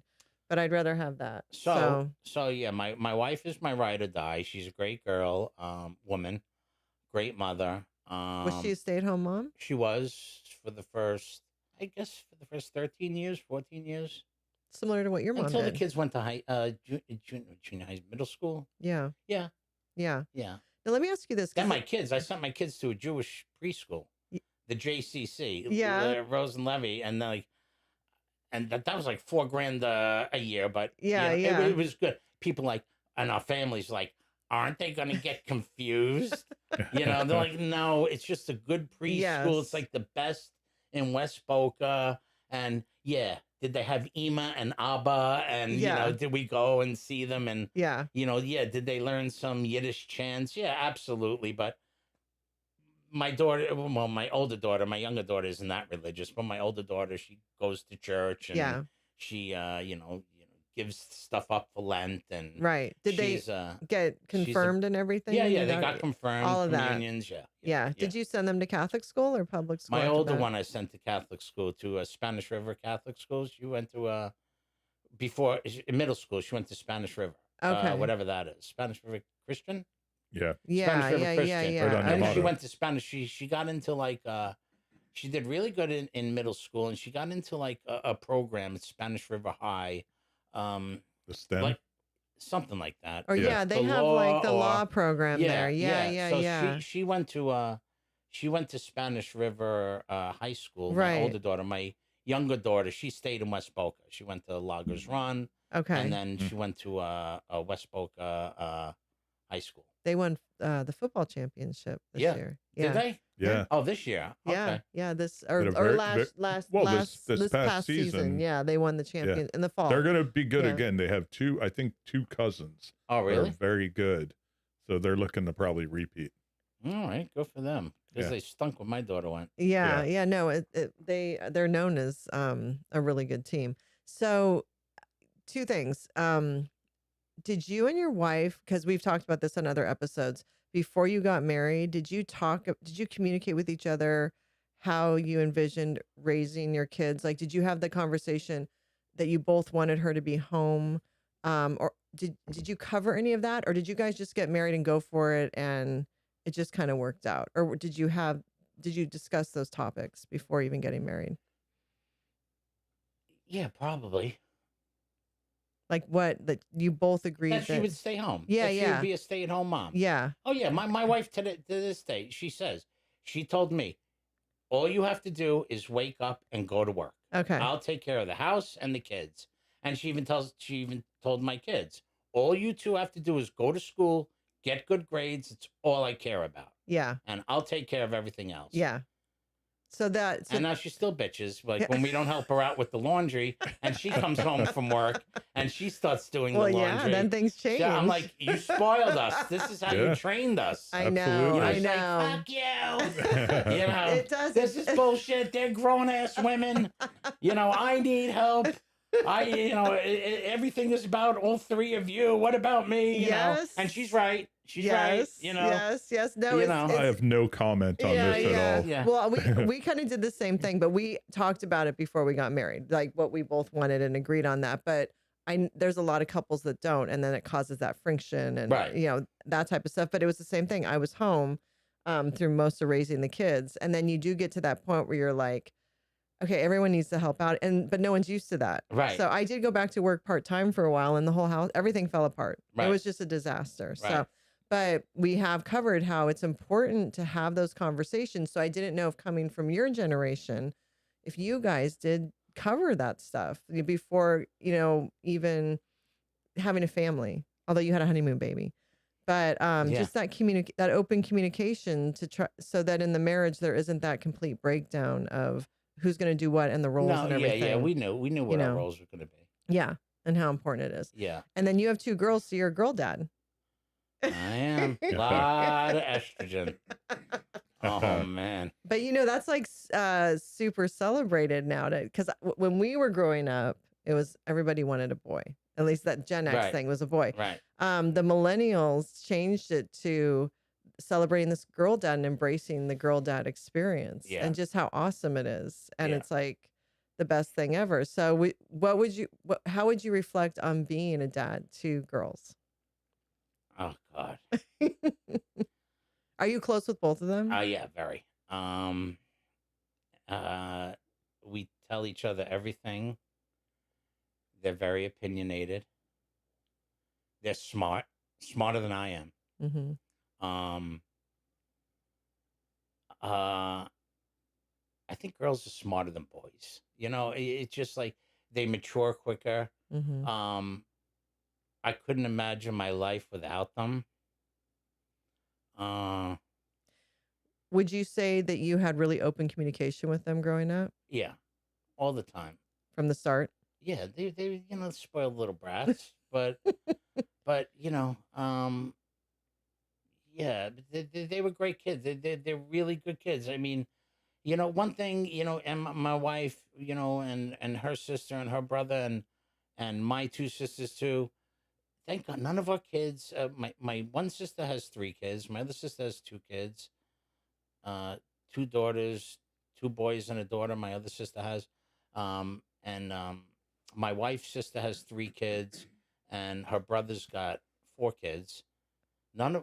He's got younger kids, but none of the kids drug addicts. None of them ever got into trouble. I guess we did something right. Yeah. Yeah, 100%. As long, I always say, I never got called from the police station. Yeah. Like, we have your kid in custody. Yeah. They were drunk driving. They were just never got in any kind of trouble. And that's all I could really ask for. And they got good grades. But yeah, we tell each other everything. We're very close. And they'll let me know if I'm being an asshole. They'll look at me and say, "Dad, you're being an asshole." Mm-hmm. Mm-hmm. It sounds like you guys created a space though where, they could come to you guys with anything. And how important that is. Oh yeah. Because if you don't, then kids sneak. Yeah. And then you're gonna get calls from the police station. Yes. Then they're gonna rebel. Yes. Yeah. Right. Yes. So how would you say you guys went with raising, what would your secret be to raising daughters to have high self-respect and to have high standards when they're in the dating world? Wait, ask me that again. How do you think you and your wife, what would be the secret you guys did, or what would be the way you guys raised your daughters so that they have high self-respect for themselves? Right. And as they're in the dating world, they have high standards of what to expect from a man. What do you think you instilled in them that they take with them now that they're Just out there in their don't settle 20s? for less. I still tell them now to this day, don't settle for less if they go out on a date. I'm also a licensed private investigator, by the way. Oh, I didn't tell you that. really? Yeah, down in Florida. So when guys would come pick them up, I would take a picture of their license plate and run their plate, see if they had any kind I of love it. That's criminal. amazing. Yeah. Oh, yeah. The people they would say to my daughters, "Did your father just take a picture of my car?" That's awesome. She's like, "Yeah, he just took a picture of your license plate." So, So they tell them straight up. oh yeah, Yeah, yeah, that's great. So, yeah, I just got it's not like I actively go on surveillances. My friend, who's been a PI for like 30 years down here, one day he was doing a surveillance. I'm like, "Oh, this looks kind of cool. You're checking out a guy who's cheating on his wife." He's like, "Yeah, get your PI license. Maybe like one Saturday, if you want to do a surveillance with me, I'll pay you like $500." I'm like, "Really?" I was like, Yeah. Yeah. I was like, "Okay, what do I gotta do? Sit in my car and pee in a Gatorade Yeah. bottle? Okay, take a couple of pictures." So, what is that like? Because I'm it's fascinated not by fun. that. It's not No? fun. I mean, I've done probably a dozen surveillances with this guy. The best one we ever had was a lawyer down in Fort Lauderdale. His wife worked in his office, but she would go pick up their kid at school at like 3 o'clock, and he wouldn't come home till like 8 o'clock at night. And she knows he wasn't working till 8 o'clock at night, so she hired my friend's firm to follow him. So my friend had like a little keychain, what looked like a keychain with a camera. So we used to follow this guy every night for 2 weeks. He went from his office to Pure Platinum, the strip club. Yeah. No. That was a great surveillance. So we sat right across the bar from him, Oh my. put the little key camera facing him. And then after 2 weeks, she's like, "What is he doing?" I go, "He's having a few Chardonnays and he's giving strippers some money." It's not like he's cheating on you. Yeah. It's not like, Yeah. yeah, maybe he'll go get a dance from one of them in the back room, but So how did she handle that? I don't know. She just like, "Okay, thank you." We gave And her that the was tape. it? Yeah, we don't get Yeah, involved. yeah, Like, yeah. Yeah. call them up like a year later. What did Like, you "So how's do?" your marriage now? Yeah, right. Yeah. That would be cool though if Yeah. you could. Yeah, right. But so is it mostly Cheating spouses? or no, just following people around, or do you have access to like databases where you can look people up and stuff? No, we have access to it, like company Nate and I work for, like Idea Core. We have access to TLO and Okay. databases like not any police databases, but Oh, true. You could use what you sell in a sense. yeah. Okay. When did you start doing that? When did you get your license for private investigator? 10 years ago. Like, Okay. Yeah, like no, maybe more, maybe 12, 13 years ago. So now you're using it just for whoever tries to date your daughter. Yeah. Yeah. That's convenient. Yeah. He's like, I miss I'm the all boat for this. there. Yeah, I'm intrigued. I'm gonna look Yeah. into it. But wait, so what were we talking about? So raising them. yeah. Just don't settle for less. They're smart girls. I really don't need to tell them anything. Like my one daughter, she's got a great marketing job. And she's smart. She got a master's from Lynn University. My other daughter is a teacher at Omni Middle School. Oh, nice. Yeah, they're just smart girls. Yeah. And I really don't need to tell them not to settle for less. Well, They're pretty girls. Yeah. But it's hard to find. I mean, we used to meet women. Hey, can I buy you a drink? You want to dance? Yeah. Now it's like swipe right, swipe left. Yeah, like, totally. Fuck. Yeah. Oh Yeah. shit, she doesn't like me. Swipe Yeah. left. That could ruin your morale. Yeah. Your own self. Yeah. Respect. Yeah. Like, holy, Yeah. that's how people meet everyone now. Yeah, is, it's like, crazy. online. It's hard for, But, I think it's hard for them now. It is. I think It it's is. very hard for them. And I think Mhm. if you are, at least speaking for our kids, and your kids are probably the same, if you're an authentic person, and you're down to earth, I think it's harder for those people, Yeah. for those kids to meet Mhm.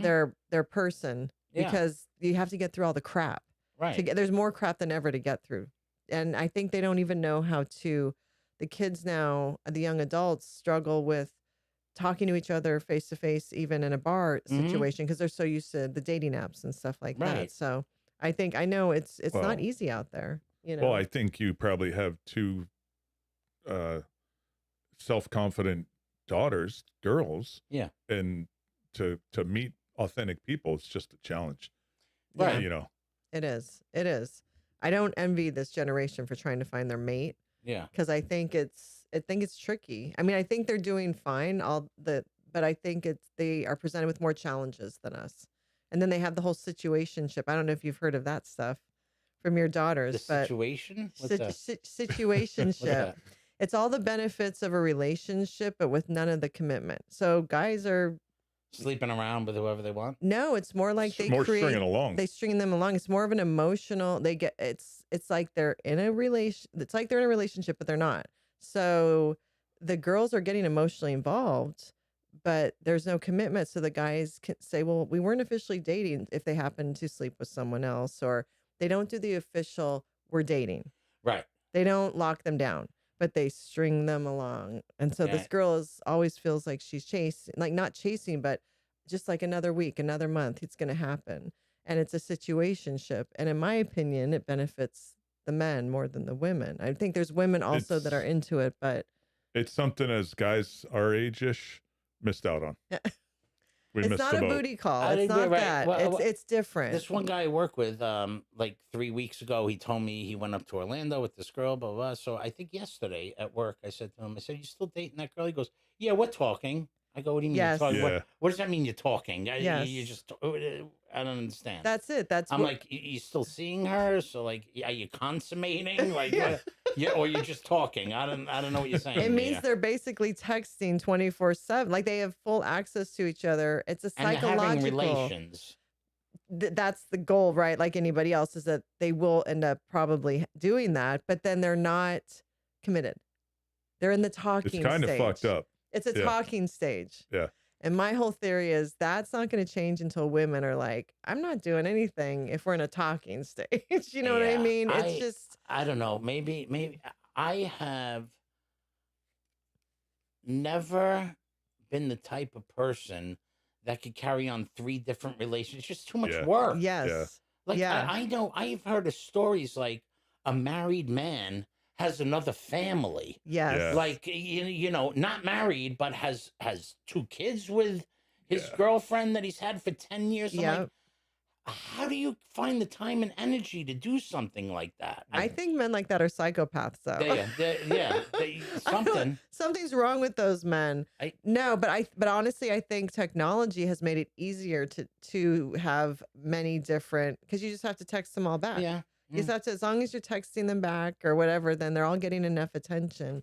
It's very interesting. That's why I think it's more important than ever to raise young women with standards, with Yeah. self-respect, so that they don't repeatedly end up in that situation for years and years and years and years and lose their baby years. Yeah. All of a sudden they're 40 and you know what I'm trying to say? Yeah. So I know you're saying. you and your wife obviously, by example or whatever you've done, have instilled that in your daughters, which is so vital, I think, especially for this generation. And when they were younger and would get out of line, waving the gun around the house helped. Discharging, a couple of bullets into the ceiling. Just it kidding. always does. Just kidding. Okay, so then after you were trading, where did you go from there? Down here, you're trading still, but you stopped that. Right, stop that. Then I was doing consulting work. I was helping startup companies raise money. I did that for 5 years. I don't even remember the time frame. I through the connections I had from old clients, we would raise money. I would give them presentations with startup companies, raise money like that. I would get paid in stock, this and that. And then I took some time off, and then I went to work for IDI because I'm not a golfer, Yeah. right? I'm like, I need to work. I need to keep busy. I'm probably going to work till I'm 70 years old and then retire and then live for 11 minutes and die. But hopefully not. No, maybe in 4 or 5 years. But so you're a sales guy now, right? yeah. I work with Nate at IDI. Yeah. Next month will be 10 years I'm there. That's Oh, wow. amazing. Yeah, it's a great place. We everyone that works there gets along. It's, it's not like you wake up in the morning like, oh, I gotta go to First of all, they let us work from home twice a week, which is nice. Yeah. And when you go in, it's not like, oh, I gotta go work with this bunch of schmucks. Like, Right. I go to lunch with your son, and we have like a little clique. It's a good environment. They abuse me. They call me old man. Which is so funny because they keep me young, I think. Yeah, you're not much older than us. Right. But when you're their age, we look like like old.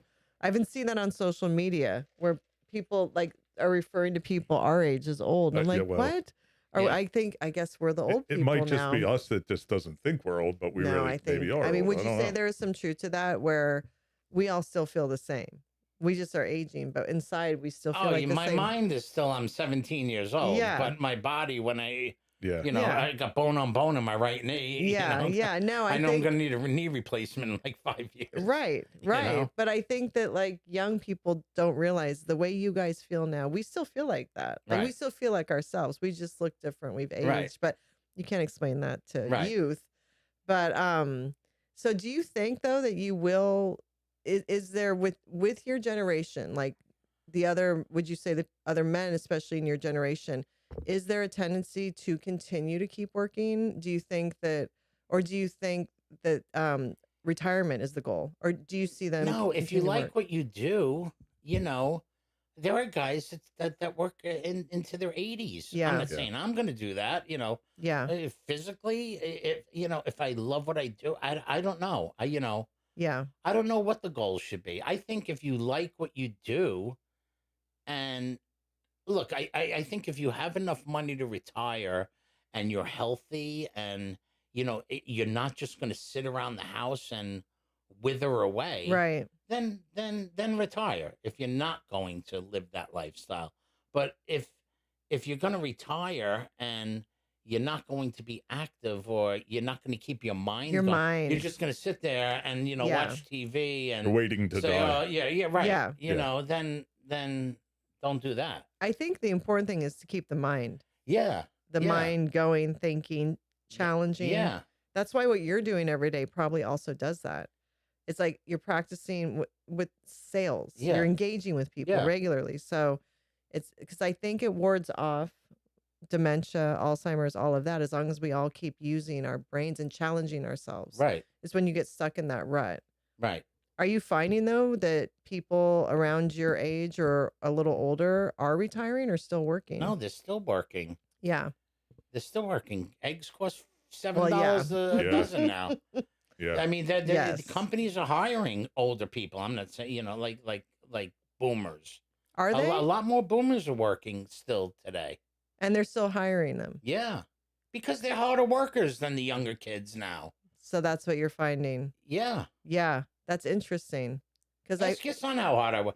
Ask your son how hard I work and how often I'm on the phone. Like they send out like a talk time thing. Yeah. I'm always at the top of the list. Yeah. Look, I'm not saying I'm like the high and mighty over there at IDI, but right. But I don't know any other way. I mean, if I'm going to be at work, I'm going to work. Yeah. Now, are you seeing a difference in generations though, at work even, and in the way? Yeah. And some of these young kids come in and they first of all, they come out of college with like a liberal arts degree, and they want to make $120,000 a year, $150,000 a year, and and I want to work remote. I want to work in my underwear all day. Well, this isn't life, Right. And absolutely, I see that difference. Do you think it's backfiring if you're saying that the boomers are starting to get hired again? So Gen X is probably starting to get hired. Not again, but still continuing to get hired. Do you think that that attitude of the younger generation is backfiring on them a little bit with companies? A little bit, yeah. Look what the president of Jamie Dimon of Chase Bank. Yeah. He requested Oh, everyone be in Yeah. the office, otherwise you're fired. Go find Yeah. somewhere else to work. Yeah. He's like, enough is enough, because Yep. Jamie Dimon, Yep. is what, a little older than me, maybe my age, but he, Yeah. mother effer, got up, was in the office at 6 a.m. till 8, 9 o'clock at night. Yeah. Before he was who he is now. And, Yeah. now what? You want me to give you a bonus, a Wall Street bonus? Yeah. Of a couple of hundred, six-figure bonus at the end of the year, and you're not even coming into the office. And, Yeah. Well, they just built a beautiful new campus, I believe, in like downtown or midtown Manhattan. I don't know if you saw that, but it's got a cafeteria, weight rooms, Pilates theaters, medical center, the whole thing. Yeah. It's, that's amazing. Now they have wellness rooms. Yeah. Go, if you feel anxiety, you go decompress in this room. We didn't have any of that. No. I mean, we didn't. When I grew up, me and my wife talk about this. We laugh about it. We didn't go to someone's house and their parents say, "Do you have any peanut allergies?" Yeah. Yes. Yeah. I would just, I don't know if it's what they're shooting these kids up with, the I don't know The what it is. vaccines. The vaccines Yeah. that all these kids are taking, but we didn't worry about peanut allergies. Like I said earlier, we used to use payphones that had all kinds of germs on them. Yes. Yes. I don't know if that helped our immune systems, and I probably did. Yes. But I think so. But now it's like Everything is my sterile. feelings are hurt. It's Yeah. Going to the decompression room. If you feel a little like overwhelmed, everyone's got ADHD. All these kids are running around like zombies on whatever they put them on, Lexapro or Right. I don't know, whatever these Yeah, young kids yeah, are on. Little Yeah. babies, Yes. like 8, 9 years old, are on pills because, I don't know. I think that we need a balance. I think things have gotten off the rails a bit, but I'm not sure how it's going to get fixed. What's interesting is the millennials, so the generation behind us, are spearheading the whole work-life balance thing, right? Right. And to me, I think it's great. That sure, let's do it, but it's not part of my DNA. It's probably not part of yours either. Because like you, I started working at a young age. I hustled and worked my whole life, and I can totally relate to this. How to decompression rooms and anxiety over everything. It's just not from our generation. No, It's this whole new thing. it's not. But I think there is something to be said about work-life balance, but then you can't have it going completely this other way either, where everything's remote, but you still want to make a certain amount of money. And I think that a lot of the Gen Zs are coming in and dictating what they want and not understanding. You have to start kind of at entry level and you work. There's a ladder here. You're climbing, you're working your way up. That I don't think that's registering completely. So, but I also think that even goes into relationships, marriage. I think a lot of them, when they get married, they expect to have the big house, the cars, have all the things. Right. Not understanding that a marriage is building those things together. You start here and you work here and you work here. So I don't know if that's social media. I don't know if that's technology. Actually, it's a good question. So when we started out in a house not much bigger than this room in Portland, Oregon. It's where we brought Nate home from the hospital. But we've built our lives together. We were 23. We were 23 when we got married. Did you and your wife do that, or did you kind of were you established and start right in? No, we got married late. We were 34 years old when we got married. Yeah. Okay. So we had our first daughter at 35. Okay. So no, we just jumped in. Yeah. But you guys, your careers were already established. Oh yeah. I was a broker. She was working in retail, which she does today, and then she stopped working, and we were established. So you're more because you got married a little bit later. Yeah, I thought you meant do we just jump right into marriage, not knowing? No. But yeah, we kind of did that. More the concept. More the concept of you've built your life together, and it wasn't all just kind of what would the right perfect word? From the start, where you had all the things and everything was, I think there's this idea with some of the younger generations that they need to have this before they can get married. Like, well, wait till we have the big house before we get married. Wait till we have these 2 cars before we get married. Wait till everything is perfect. We're not understanding. Sometimes you start small. You don't not get married just because of that. You know what I mean? I agree. I agree. The heart wants what the heart wants. I mean, if you love someone and you want to marry them, you could see yourself spending the rest of your life with them. Marry them. You know, and build the life together. Yeah, right. Right. Yeah. And, let the cards fall where they may. Right. You're going to have rough times. That's life. Life is adversity. Yes. If you can't deal with adversity, then you should be single and live in a room by yourself. That's, it's because, it's a good point, though. Marriage is adversity. Life is adversity. Yeah. Like nothing's going to be just because you have hard times. It's rose-tinted glasses. Yes. Yeah. It doesn't mean you should necessarily get a divorce or end it. That's how things go. That's how life goes. So, but I don't know. Maybe so much adversity has been removed from some of, and maybe that's Gen X, because we raised Gen Z as we feel like we were ignored, right? There's the whole divorce movement was happening when we were growing up, and a lot of crap was happening to us. So I think we went to a completely other end with all of our kids, and making everything so wonderful. And then I think we're seeing some of the repercussions. Did your folks stay married? No. Did yours? Yeah. Okay. Yeah. 2 different childhoods. Yeah. So, but we both wanted the same thing for our kids because of that, if that makes sense. Yeah. 2 totally different. My parents, my dad passed away how long ago? 15 years ago or so? 17. Yeah, 17. But my parents would have stayed married forever, right? Yeah. That's the only reason that ended. So, but then we got married young and built everything up, but we were used to adversity from our childhood. Right. So it wasn't unusual for us to have hard times. And I don't know if with the younger generations, especially coming into the workforce, if they understand hard times as part of it, putting in the work, the grind. Yeah. Well, I just had this talk with my daughter the other, maybe it was last night or the night before. My older daughter, she was stressing out about something that it was something minimum that happened at work. And I'm like, this is Thursday night. I said, that's a Friday problem.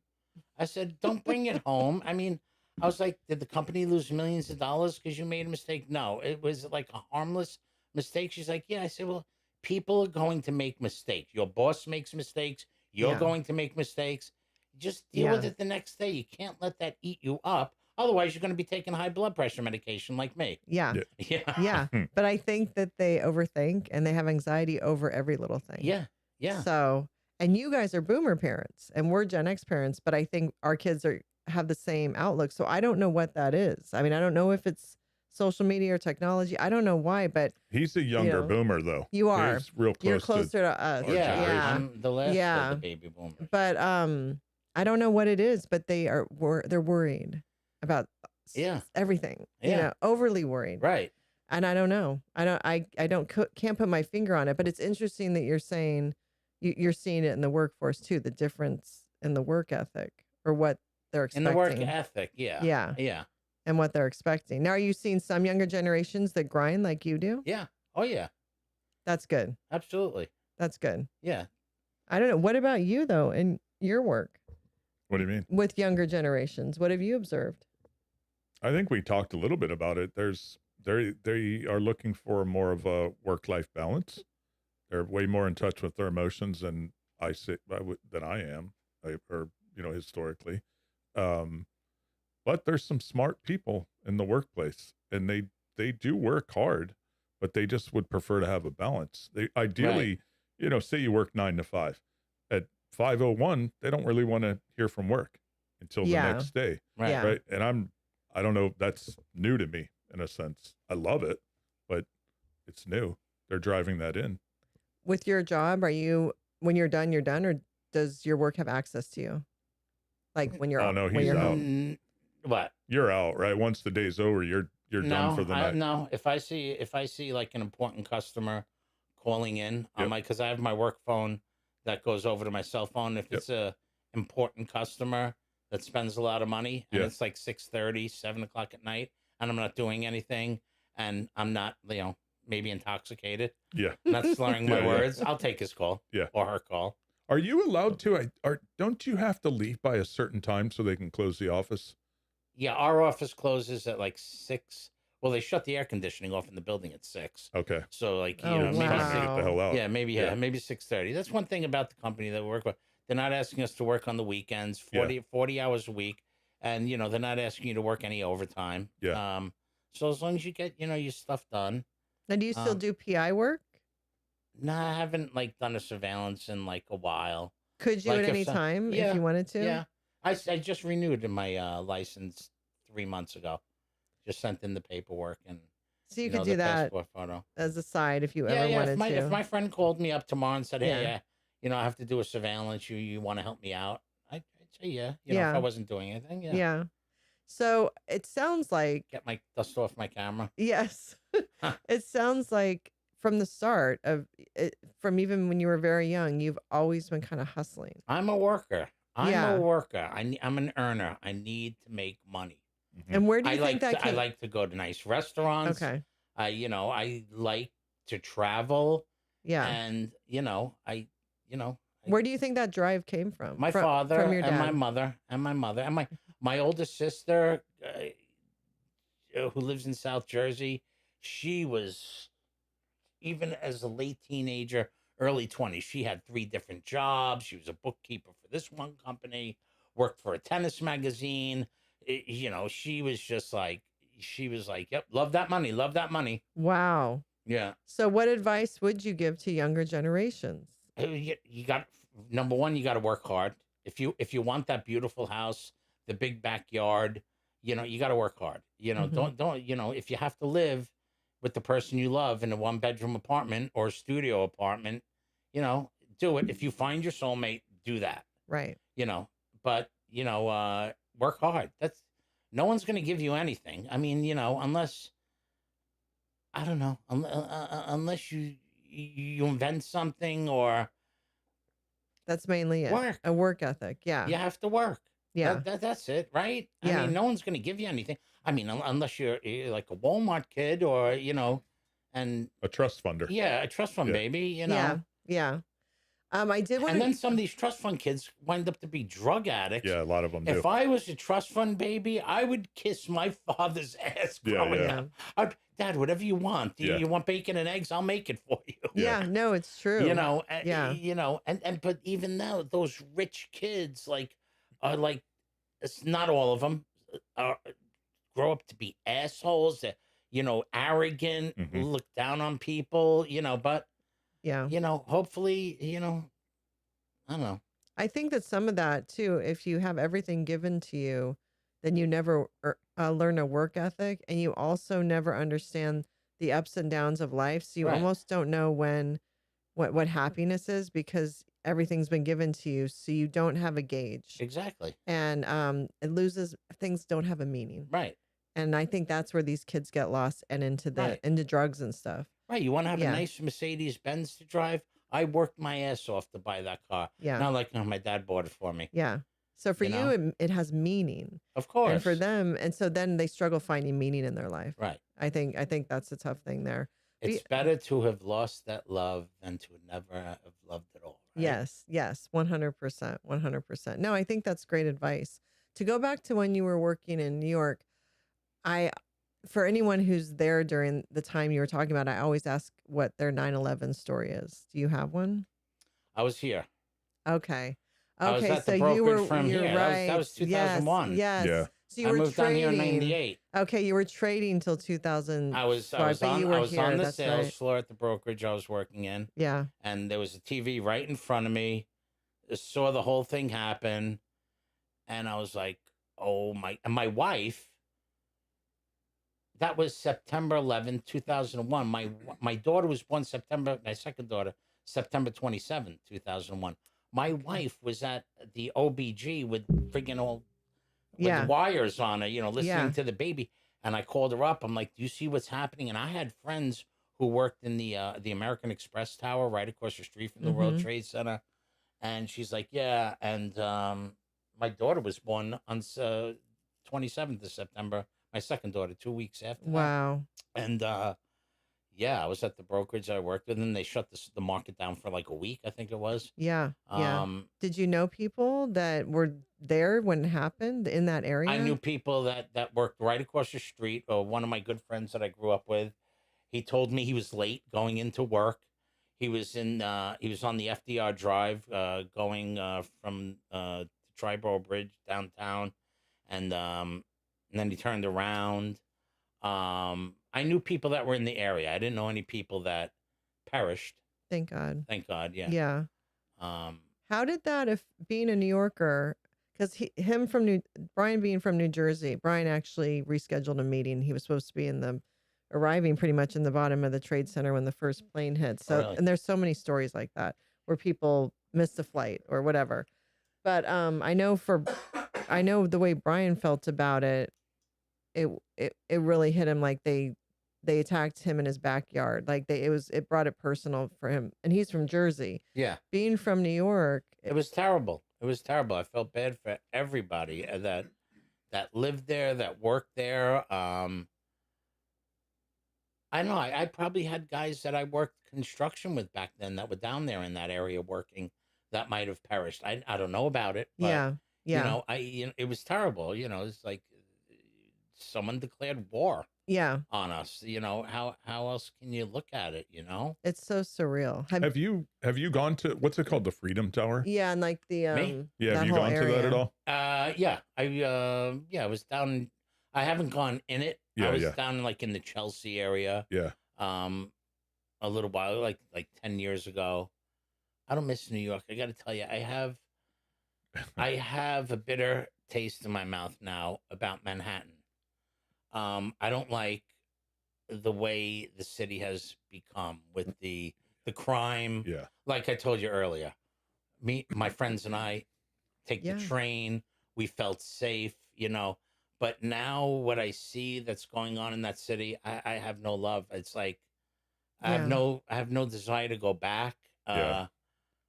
And I think you feel the same way. yeah, it just bothers me. Yeah. Because I used to love the city Same. so much. Yeah. Well, when we lived in Jersey, I used to take the kids in, but those were the Giuliani years. So it was he safe. cleaned up the city. Even Bloomberg wasn't bad. Yeah, Yeah. he was fine. Yeah. Yeah. No, it was safe. We would go in and I could walk around It all was like day. Disney. Yeah. I remember it when you'd go to 42nd Street and it was the peep shows and the hookers, and then went to college, came back, and it was Disney. You go along 42nd Street and it's all corporately owned and cleaned up. It was all right, but it was like Vegas at It's night like with all the Vegas. lights up in Times Square. But it was not, it Crossroads. allowed us. it's fine for bringing your family Yeah, in. we could go in, we do all the things and never feel, I never thought about someone pushing us in front of a That's subway. insane. All of that. But I think now there's so many things you have to take into consideration to live there.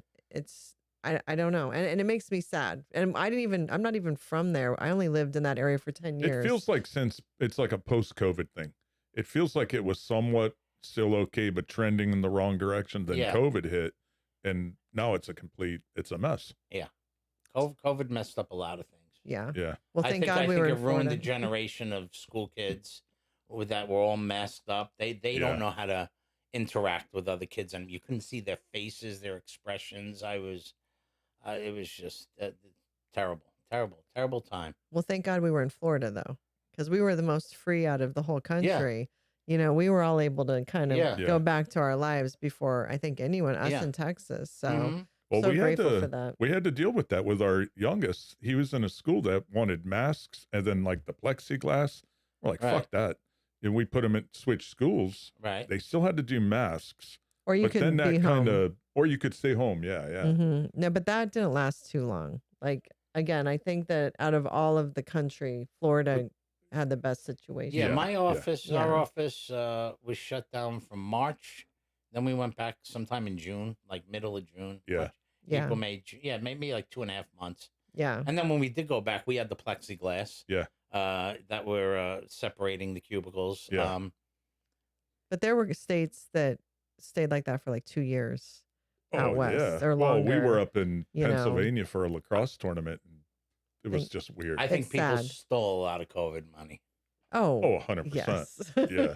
100%. So do you not go up to New York then anymore? I was just up there last week for Okay, a wedding, but no, I used to go up there when my kids were first born. My wife and I used to go up there every Christmas, so my kids could like know their cousins. Yeah. I mean, they were young; they were just babies. Like 6, 7 years in a row. Every Christmas we used to go up, but stopped doing that like 10 years ago. Do your daughters have any interest in living up there in the city or anything? My older one probably, if she, because my niece lives in the city, my older sister's daughter, and she lives a very nice life in the city. If my daughter got a job, she wouldn't live. My niece is married very well. Right. Okay. Right. And she lives in a beautiful apartment that has a view of the Empire State Building from a living room. And my daughter goes up there and she'll visit her cousin. And, Right. But I'm like, yeah, but if you had a nice opportunity, that's not how you're living. Yeah. You know? But she would probably, you know, move Yeah. up there. My younger one, I don't think she has a desire. My younger one's funny. I told you she's a teacher, so she's like, what does she teach? She teaches 13 and 14-year-olds. Yeah, middle school. 8th graders, yeah. Yeah. Middle school. She comes home, she's like, I am not having kids. Yes. I'm like, when are you going to give me a grandchild? She's like, I deal with these kids all day long. I am not having kids. Yeah. Don't wait for me. Talk to your other daughter. She's in the worst age. Oh, and she's in the worst. I mean, middle school teachers are special. Like we need them so bad because there's only certain types of people that will put up with that age. Yeah. And so I so appreciate middle school teachers because we desperately need them and we know how annoying that age is and how crazy it is. There's so much drama and all of it. And then they all have phones. They are 100% social media technology kids. Crazy. So it's a completely different thing. So now, before I ask my last question, do you have any other questions? Because I always have to ask him because he says, you forgot me and I wanted to have another question. No, not that I can think of. Okay. I mean, I'm fascinated with like your upbringing, where you grew up and stuff like that. It was a fun life. The 80s, like I was saying earlier, the best decade of music I could ever remember. We had Michael Jackson, George Michael, the hair bands, the rock and roll. Yep. Yeah. The 80s were amazing. We Yeah. had Magic Johnson and Larry Bird. Yeah. Yeah. Yeah. And no, it was awesome. It's funny. We were, again, middle school, I think, high school, middle school, high school, elementary, middle school, high school during that time. But the music part of it, you know what's great about the music of the 80s? My daughters know all these songs, like the famous, because it's in all their movies that they watch now. All these directors or, musical, whoever composes the music for these movies puts like the 80s songs in their movies. Yeah, they do. And also they'll do remixes. Yeah. So they'll take parts of songs and then it's so funny because the kids think that they discovered that song. And it's like, no, we know where the song came from, the root of that song. Right. And it's usually an 80s song. No, go ahead. Well, I was just going to ask, what's your favorite concert you've ever been to or your favorite venue? My favorite venue. That's rough. Probably the Garden. But I don't know. Favorite concert. Probably that Van Halen opening up for Journey at the Ritz. That's pretty special. That was pretty cool. I was like second row side of the stage for Van Halen at the Nassau Coliseum. I was just at a show here at the Hard Rock. That's a nice new venue that they built, the Hard Rock Live. Yep. Yeah.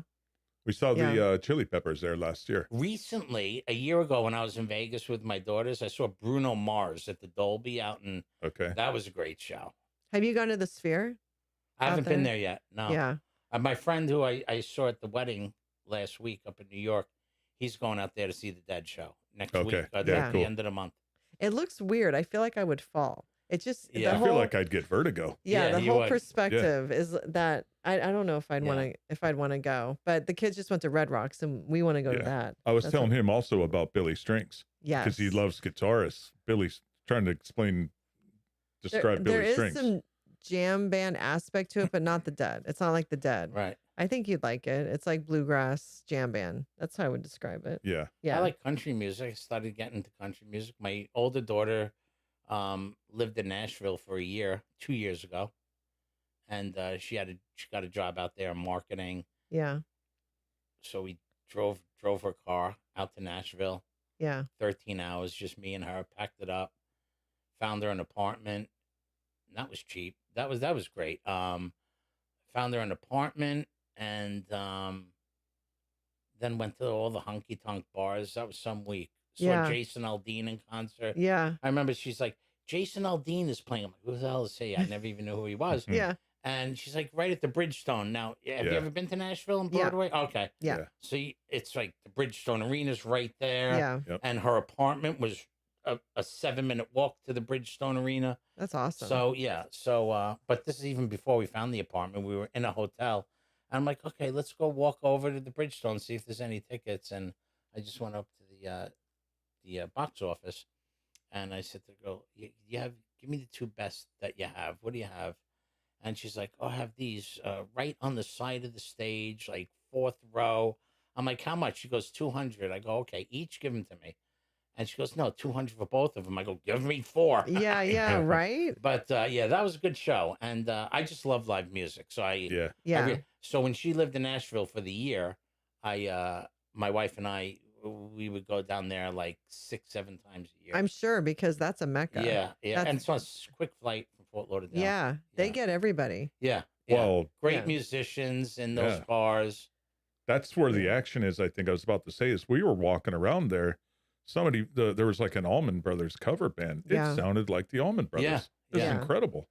Well, coming from the tri-state area, like everyone goes there. So you grew up, like you said, you had access to all these bands from where you grew up. Yeah. Because Yeah. they didn't go everywhere. Right. So, and you had that Yeah, experience. that's the growing one up thing I there. miss about.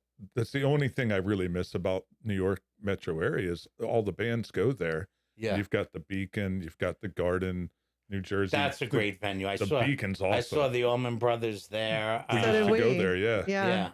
Yeah. When did you Yeah. go? Oh, when did I see the Allman Brothers? Yeah. That was probably the 80s. That's cool. That I saw the Allman Brothers at the Beacon Theater. That was a great show. We Yeah. used to do that every year. It was her birthday. So in March, they'd always come and do like 9, 10 shows. Yeah. So we'd go in, stay in the city, catch a couple shows, and then drive home. This was like the early Great time. 2000s. It Yeah. was great though. Yeah. No, I miss that because not everybody, hardly anyone comes down here. It's just to Yeah. see people. It's harder down here. So I do miss that. And it's You know. super expensive. Not that that's it makes sense, but like Pearl Jam was at the Hard Rock Stadium. Yeah. Well, like $800 a ticket or something like that. Those Crazy. were, yeah, They're after resales. sale, It's the scalpers. Yeah. They get in there. Well, Pearl Jam recently? That would have been like what, a No. year ago? No, they're or it's coming. coming. That's what it is. No, they're they're coming. Okay. They're coming to the Hard Rock Live, not the football stadium. Oh, okay. So they're playing at the Hard Rock Live. Another Okay. good venue that I like is the Broward Center for Yes. performing arts. Yes. Yep. That's yeah. a nice place. Yeah, I've We seen saw a couple Bob Weir plays there. there. We saw Bob Weir there. Yeah, Yeah. that is a good place. So you do get people here, but it's not like up You know, in the another Northeast. good one is the Pompano. Beach Amphitheater. Yeah, Yeah. that's a nice little place Yeah. there. Yeah. Yeah. Even Sunset Cove here in Boca sometimes gets things. So no, live music has been like so integrated in our family. Like we took all of our kids to concerts, and like for birthdays, instead of a gift, we would give them concert tickets, Christmas. So Nathan's first concert was Bruce Springsteen in Giant Stadium. Uh-huh. Our daughter's was Red Hot Chili Peppers in the Meadowlands. So, and then Dylan's was here. It was Dead and Company. Oh no, in Atlanta, Dead and Company. Dead and Company, yeah. So same as you. Like Yeah. it's a huge outlet for us. That was you know? another good show. She just brought back a memory. Bruce Springsteen. I saw him on the Born in the USA Yeah. tour, Yeah. and that was the first show I ever saw. That made me a Bruce Springsteen fan. I was Yeah. like, this guy. He played for like 2 hours, Yeah. and he's like, we're gonna take a little break and be right out. I thought the concert was over. I'm like, he's coming Yeah. back out. Yeah. Yep. Yeah. Guys, you really saw everybody in Yeah. their prime. I did. You ever go to the Stone Pony in Asbury Park? I never went there. Yeah. No, my sister lives right down there. No, I never went there. That's where Bruce, It's like started, his right? backyard. Yeah. Yeah. But I used to see a lot of people in the Ritz in New York. Okay. Okay. Yeah. I mean, again, there's so many areas up there that Yeah. we just don't have Yeah. access to. I was going to ask you, Yes. so I don't know if you know, you probably do, but boomers get a bad rap for not being like kind or nice.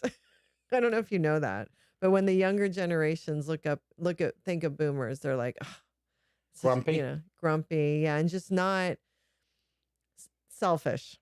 That's what they always say. That's what I see over and over again. Is they're selfish, they're self-centered, da da da. Do you think that, from what you know of your peers, do you think that that's justified, or do you think that's not fair? That's not accurate? I think boomers are comfortable in their old ways. They more so. Wait, what's the word I'm looking for? That's tough. That's a great question. I think boomers I'm still stuck in the 80s. With the Right. music. I still listen to that stuff, Yeah. Um like my friend, he's like, you want to go to the Tool concert? And Tool is like a really good band, Yeah. but I don't listen to them. He's like, what are you listening to? I'm like, I'm still listening to my old And I'd shit. go to that. Yeah. But all right. So the question is, are boomers grumpy? Yeah, they're probably set in their ways. Um, Do you think they're selfish by nature? maybe selfish how? Probably it's coming from the set in your way, not you, but set in their ways vibe of, as long as they're happy, they don't care about anybody else, what's going on with anyone else. As long as they're not too concerned about what's going on with the younger generations, or how the world is for them. Well, I'm not or I'm yeah. not. I'm not like that. But I'm sure there are people like that. And Actually, my daughter, who's a teacher, doesn't agree with the current administration cutting out the Department of Education. yeah. She's like, it's going to make my job a lot harder. And I said to her, well, doesn't matter to me. I don't have any kids in middle school anymore. And there you go. Yeah, there you go. That answers your question, right? She's like, you're an asshole. You don't have to have kids in middle school to know what's right and what's wrong. I'm like, oh, Jesus, I don't want to have this conversation. I think that's it. So, yeah. Yeah. I guess, Yeah. It's that in a way, I'm like that. I'm not going Right. to, I'll own up to it. Yeah. I think Whoa. I think that's where that's coming Yeah, from. if It's it that doesn't affect me, I don't give a shit. Yeah. Yeah. Pretty Okay. much. I guess. Yeah. Would you say Because though? we put in our time. Right. You know what I mean? Right. So would you say, even with your peers, they feel have the same outlook? I don't think we don't care about the younger generation. I totally care about the younger generation, because the teenagers today, in 10 years, God willing, I'm alive, are going to be making laws and running my country, So I hope they're successful. I really do. Yeah. I'm rooting for them. I'm not a hater. Right. I would just you have to work for what you want, and just have some common sense, and just don't. I don't know. Yeah. There's a lot of shit going on. I don't want to get political. I don't Yeah. believe men should be playing in women's sports. Right. I just don't believe that. Right. And you could talk to me till you're blue in the face. You're not going to change Right. my outlook on that. But I don't even know if that's a generational thing. Like, I think there's people in every generation that are on both sides of that. I So don't know why is there so much? Why are they letting murderers or someone who puts a razor to some woman's face right. or punches someone in the street and cold cocks, and why do they just let him out of jail? Why? Right. I don't think shit like that should happen. And you could talk to me till you're blue in the face why they should let him out, but I'm not going to agree with you. Yeah. So But I think that there's probably Gen X, Millennial, and Gen Zs that would agree with you. You know what I mean? Like, I think your line of thinking transcends the generations, but then I think it transcends it on the other side. I think there's boomers that would disagree with your line of thinking too. Do you know what I mean? And you know what? Yeah. I do think maybe, and I'll say this, boomers are a little jealous of the current generation, Gen Z and Gen X, because I'll speak personally. Like, I can't navigate shit on a computer, okay, the way a kid can today, Yeah. like with Excel and this and that. So maybe I have to work harder because I'm not as savvy on the computer as this 30, 25-year-old, Yeah. Yeah. could put together spreadsheets and this and that. Yes. I mean, I work with guys that are so much more organized with their clientele, Yeah. and not that I'm all over the place. I know where my money is, but I don't know if I just, in my mind, I don't have time for that, or it's just fun for them. Well, it's kind You of like know? what you said. You're stuck. Your generation, a lot of it is you guys are stuck in your ways. So that would Yeah. require you learning a whole new way of doing something where Right. you more lean towards, no, it's easier. This is the way I've always done it. But then I got by. You got by, but you do kind of know that the way Right. they're doing it is more efficient. Yeah. Yeah. Would you say that's accurate? Absolutely. So I wonder if that also goes into other areas of life too. Not like that's one example, but there may be other situations where boomers to younger generations doing some things differently or more efficiently, but it would challenge them to change some things in order to participate in that. So that could result in some either frustration, but maybe also some envy, I just say do whatever makes you happy. Yeah. Just don't break the law and don't Yeah. kill anybody. Yeah. Just But I don't care who you want to have sex with. I don't care if you want to be a guy or a girl. I really don't. yeah, Just live and let live. Be Yeah. happy. yeah, But just don't try to shove something down my throat that I don't like, right. and we'll all be happy. Yeah, yeah, You I know? think- yeah, I think where you're part of what the sentiment is around boomers is that the world's crazy today, right? And it's crazier than it's ever been. And it's probably harder now to get ahead than it's ever been. The opportunities Yes. just don't seem as accessible, even in my generation and compared to today.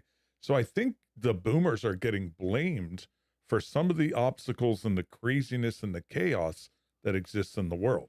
So for instance, Yeah. when I first started in technology, I worked for a company that was based in the US. Those jobs are gone. They're all offshore. Right. It's India, it's China, it's in Mexico, it's Thailand, where anywhere but here. And people are blaming boomers for that kind of stuff. And whether that's fair or not, that's where I think the boomers start to get a bad rap, is mostly in probably that corporate or professional life of opportunity. I don't, would you agree with meaning that? the boomers gave those jobs away?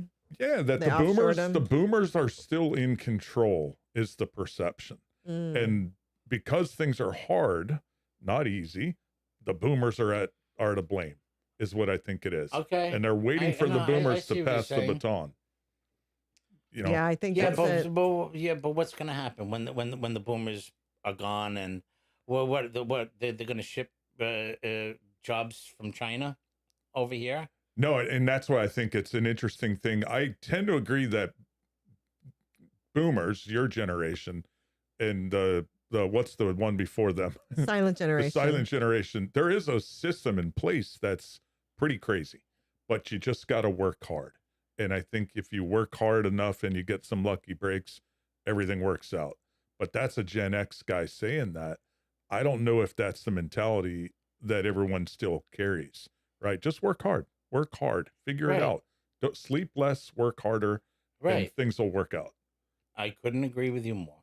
But I don't think the younger generations see it that way. Yeah. Yeah, that's what you're saying. And so, That's what I think is Yeah. the disconnect. And she gives me a hard time because my advice to younger kids is sleep less. You don't sleep's for older guys. Well, you sleep when you're a Right. baby, and maybe you sleep when you're older, but Right. sleep's overrated. Work your ass off. Yeah. Work harder. he's about the grind. Yeah. Yeah. Yeah. Especially when you're 20 in your Yeah. 20s and 30s, Yeah. and you're physically able to do Yeah. that. Yeah. Yeah. Absolutely. Work 3 jobs. Yeah. Right. But I don't know if I don't think that they've integrated that. Somewhere along the line, the idea of the grind got lost. Because Mhm. people are making too much money being reality stars. I think yeah, with social media ruined Well, or ruined tech people. too, right? Tech. If you work, what's that company? I should know this off the top of my head, but you go out to Silicon Valley, you're making $300,000, $400,000, $500,000 in salary, and then you get stock options that are worth a few $1,000,000. So we get these young millionaires at a very, young age that are smart, but to your point, there's a lot of money. Yeah, but they're around. Smart. I mean, I don't begrudge them. Yeah. I mean, as long as they're smart and they're doing their jobs, I don't care if they make $50 million a year. Yeah, I agree. You got some people that are 25, 30 years old. They're Bitcoin multimillionaires from Bitcoin. Yep. Yeah. I didn't know shit about Bitcoin. Yeah. I'm jealous of those motherfuckers. I am too. As a boomer. Yeah. Those like Same. Shit, if I would have put 10 grand into Bitcoin freaking 10 years ago. Or built a computer and mined it for free. Right. Yeah. Hey, God bless them, Yeah. No, I think that I wish that the younger generations didn't vilify boomers the way they do, because I think it cuts down on the communication that could be going on across generations. But instead of making them the villain, in the situation when that's just too simple. But that's a victim mentality, and you've got to blame somebody. If you're a victim, you've got to blame somebody. Getting back real quick, because I know you probably have to wrap up. No, we're good. We're good. My relationship with my daughters, we were talking about how close we are. Like, I was kidding around with my older daughter. My older daughter was like, Dad, I know you tell me I'm going to make and I really believe it. By the time she's 30, she'll be 26 in June. The way she's climbing up the corporate ladder, I tell her, by the time you're 30, you're going to be making $250,000 a year salary. Not doubt in my mind. And, the other day, she was complaining. She went to Ben's Deli, and she got like a matzo ball soup and a sandwich, and it was like $30, $40. So she's like, "It's expensive to live." I go, "Okay." I go, "This is what we're gonna do." I go, "Let's set up a camera. Let's set up an OnlyFans page in your bedroom." Right? I was just kidding around. I don't mean it. You know, that's just the kind of relationship. And she knows my sense of humor. She's like, right? I go, hey, if you stop knocking down $100,000 a month, Mommy will be like, I'll run the camera for you. Yes. But that's the type of humor and open communication you have to have. Right. So that they're always talking to you and sharing those things. And look at you, a boomer, knowing about that's an option. OnlyFans. Right. Well, he knew about the OnlyFans. We won't go into that, though.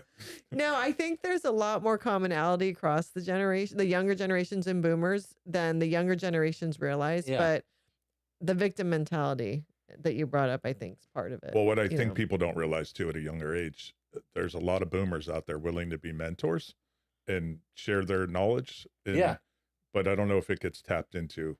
I do that. You know, I work with your son. So and they come to me. Some guys come to me for advice, and I just tell them, like, especially when you're in sales, I just say to them, number one, pitch with enthusiasm. Be excited about what you're selling, know your product, and act like you're the biggest sales guy on the sales floor, because they don't know. Act like you don't need their business, but you want their business.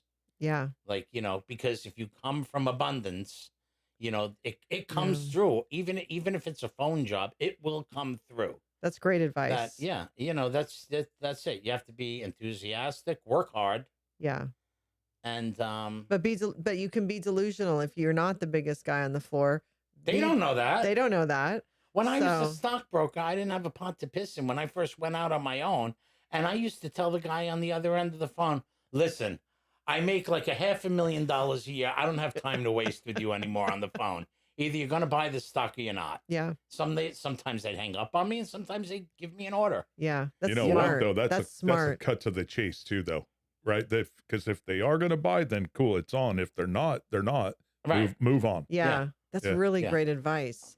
Because you could really use that advice in so many areas, in so many different careers. It wouldn't have to just be sales. Right. But for the younger generations, because it is I always like to ask people who have gone through it, what would you tell? And so what you just said, that you tell your the guys that you work with, anybody in a career could use that advice. It doesn't have to just apply to sales, but just be what you want to, like, act already that you're there. Act like you already have made it. Right. And no one's going to know the difference. And it will play out for you no matter what you're doing. So I think that's great advice. What advice have you given your daughters around what they should do? Or did they just gravitate into the roles they're at or their career decisions? They did. Sorry, they did. My older daughter is in marketing, so that she always knew she wanted to. She started out working for the Florida Panthers as an intern. Cool. With their marketing department. Then she got the job with a promotional company in Nashville. And she moved out there, up there, for a year, and then she got even a better offer, and now she's a marketing director with Live Nation. Oh, nice. Concert Nice. people. So, and my other daughter, she just graduated from UCF, a history major. So what are you gonna do? You're gonna be a teacher or a professor. Yeah, or a lawyer. Or a lawyer. You got to go to grad school for that. Yeah, that's I don't know. true. She still might go to grad school, Yeah. but I doubt it. The kids will chase her out. Yeah. Oh, she's close, man. She'll be I'm like, sure. I've had enough of this. Yeah. I mean, and this is her first year. She just started teaching. Oh, jeez. In August. When did the Yeah. school year start? August. Yeah.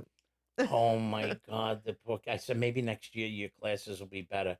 Who your daughter's teaching, that isn't, they're Gen Alpha.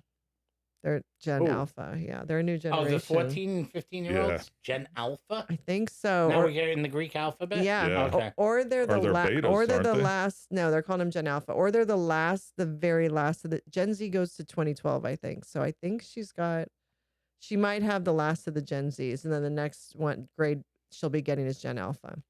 And they say Gen Alpha's smart. That's what I'm hearing, that they're smart and Is they're that what quick. ours goes? No, we're Gen Z. Okay. All of them. But I don't know if I'll be curious what your daughter finds, but that they're very quick and I have no doubt they're smart kids. Yeah, that there's Yeah. technologically smart for Right, sure. yeah. So I'll be curious what she thinks. But okay, now do you have any more questions? No, I'm good. I'm good.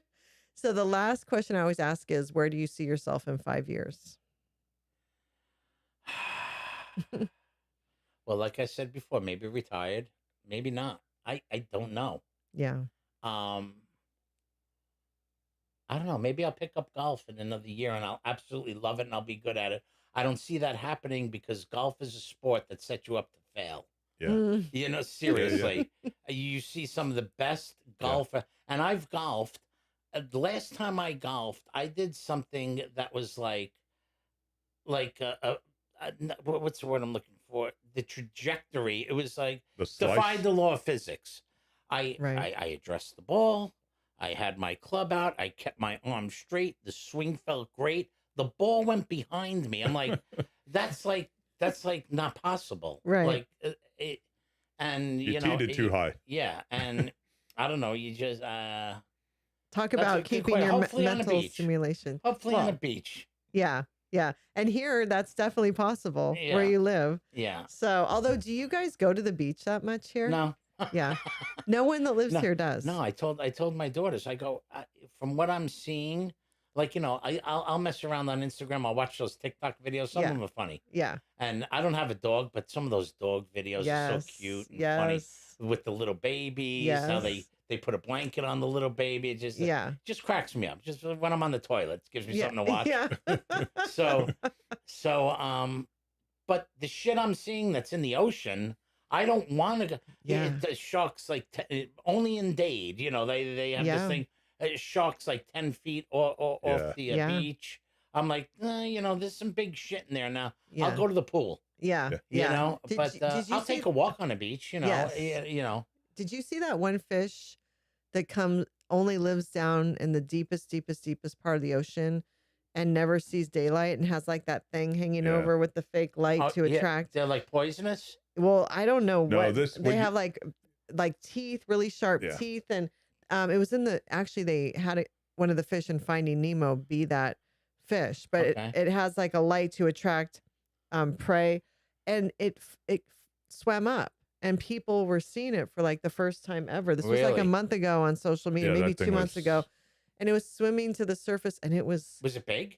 Well, okay, so that's the thing. It looked big in the videos, but then when people showed the pictures, it was like a little fish. It wasn't that big. I saw it. It's big. a super rare, weird-looking prehistoric thing that lives in the bottom of the ocean, and it surfaced. Yeah. But what you're thinking about, the poisonous one, those are those lionfish. Lionfish. Yeah, those are. Where are those? all over the Caribbean, the Gulf, the Keys. They have bounties out for. They're an invasive species. They're poisonous, and they reproduce like crazy. So now people go out. There's bounties here to go kill them and catch them and cook them and get rid of them. I need to be sitting in a kayak and seeing a fucking whale breach the water now. Yeah, I know. No, I've seen those videos. You know what's cool? If you go down to the Deerfield pier at night, there's hammerheads swimming around, right? Like to your point, 20 feet from the shore. Yeah. No. I'm not going night swimming. Yeah, I mean, I do like it in the summer because it's warm, but I don't know. Yeah. I kind of watch around when I'm out there. I'm not completely. Yeah, I'm not saying I'll never go into the ocean, but you know, scuba diving, snorkeling, I won't do that anymore. All right, so you might be retired. Yeah. Maybe playing golf. Maybe a grandfather. Maybe. Probably too soon. You never know. In 5 years, maybe. Not with my younger one. If she stays teaching. Right. Well, and for that generation, if they can meet someone with the whole dating apps and everything. Maybe up in Port St. Lucie retired. Or maybe up north in maybe like in St. Augustine. So do you like a nice little beach town, just like do you and your wife not see yourself retiring here?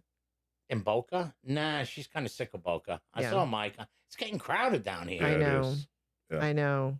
It's getting crazy. It's nuts. Yeah. It's crazy. I you know, to cross 441, like I have to go up. Like I have to go up towards Glades. I live right between Palmetto and Glades and 441, right? So if I want to go to Palmetto, I have to go up about a quarter of a mile, make a U-turn. This is if I want to go to the Target on 441. Yeah. But then to come out of Target, it would be quicker for me to walk to Target than it would to come out from the oncoming traffic, making the U-turn. It's so crowded. You might get run over, though, trying to cross the street there. Yeah, you might.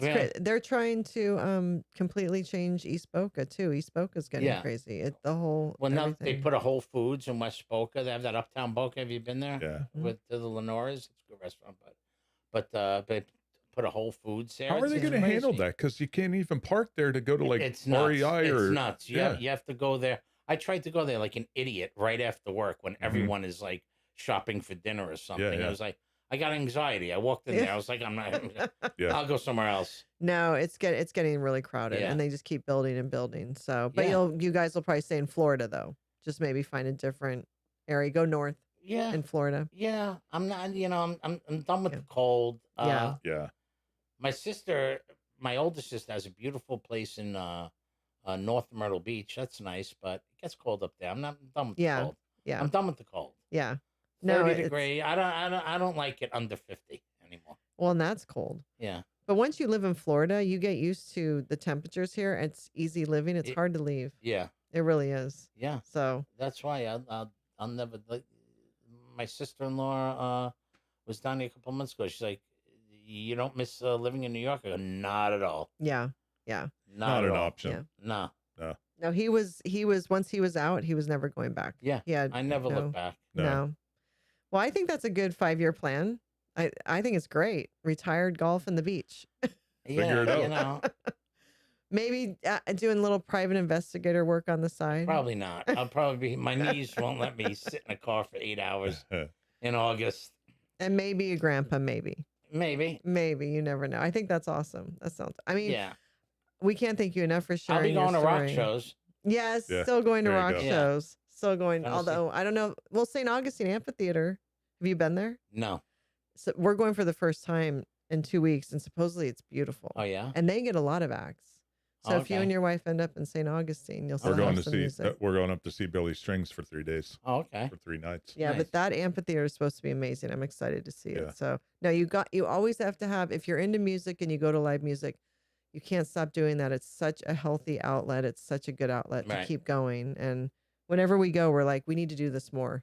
Kind of like the beach. Right. Which we don't do enough. Yeah. But we can't thank you enough for sharing your story. Thank you for having me. This is great. So interesting. Like everything from the start in Queens and your family and all the way to here. It's quite the journey. Yeah, it was fun. It was fun. Yeah, and your perspective. It goes quick. Yes. That's what I tell the younger generation too. Yes. I go, you're 30 now. Before you know it, you're going to be 50. It's crazy. It's crazy. And the older you get, the quicker it goes. Yeah, It's so true. That's what's even nuttier. Sucks. Yeah, we keep saying It really does. Yeah. it does. 50 is the new 30. That's what I keep saying.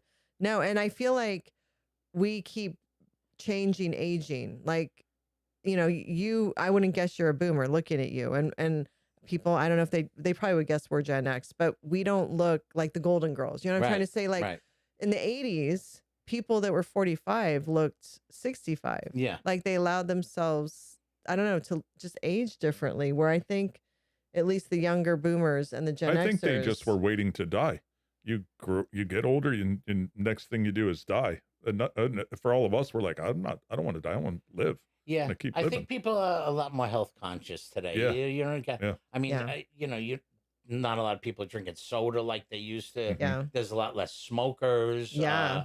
A lot less alcohol. I saw a statistic like this generation is drinking so much less alcohol They are. than the boomers. They're smoking more weed though. Yeah. So there's a shift there. Yeah. No, I know the alcohol companies and the wine companies are like scrambling because it's affecting them. But you have a good point. I think it's more of a wellness, health conscious, you know, and we just keep reinventing ourselves and keep living and challenging ourselves. Where to your point, I think a lot of our grandparents would just sit in a chair and watch TV and kind of spend their old age like that. Get your colonoscopy starting at 40. Yes. Yes. So true. Don't wait till you're 50. And it used to be 50, but now I think it's 40. Yeah. So I think we're redefining it, you know, keeping things fun. But thank you. Yeah, you know, I think it's good for our listeners to hear a boomer's perspective. Yeah. To have that, you know, I want to cross generations to show that, you know, boomers, they're nice and they're approachable and they're, you know, they're not selfish and they are thinking of the younger generations. Because I think there needs to be more cross communication between Gen Z and boomers and millennials and boomers. So I think your story. I love millennials. I love all people. Yeah. As long as you're happy, I'm happy. Yeah. Really. That's the way I feel. Yeah. Yeah. Yeah. And I think that the boomers are not out to get the younger generations, where I think that sometimes that's how they feel. And I don't know where that narrative came from. Yeah. That they're out that they don't care about them. Yeah. That they don't care about what they're going through, that the boomers just care about themselves, like I said. So I've not found that. I have a couple boomer friends that are guys, and they care very deeply because they have kids, right? Your daughters are embarking on their lives. They're still right. Well, you know, like I said, we all care. They're going to be running the country 10, 20 years from now. Yeah, I don't know where it came from, but I think it's the construct that exists in the world of how things operate, right? You got to wake up, you got to go to a job or whatever that is, the 9 to 5, whatever that is. And people want things faster, maybe easier, and they're blaming the boomers for creating this situation. That could be it, though. What you're saying is also the speed of satisfaction, of gratification, and not accepting the way the old people did it, that type of thing. It's a long journey, not a quick race. Right. Well, conversations like this will hopefully start to break that, whatever's going on there. So again, thank you for sharing your story. Thank you so much. Had a great time. So did we. Thank you. And thank you to our listeners. And please leave us any questions or comments. We love to read them. And we will see you next time. Bye.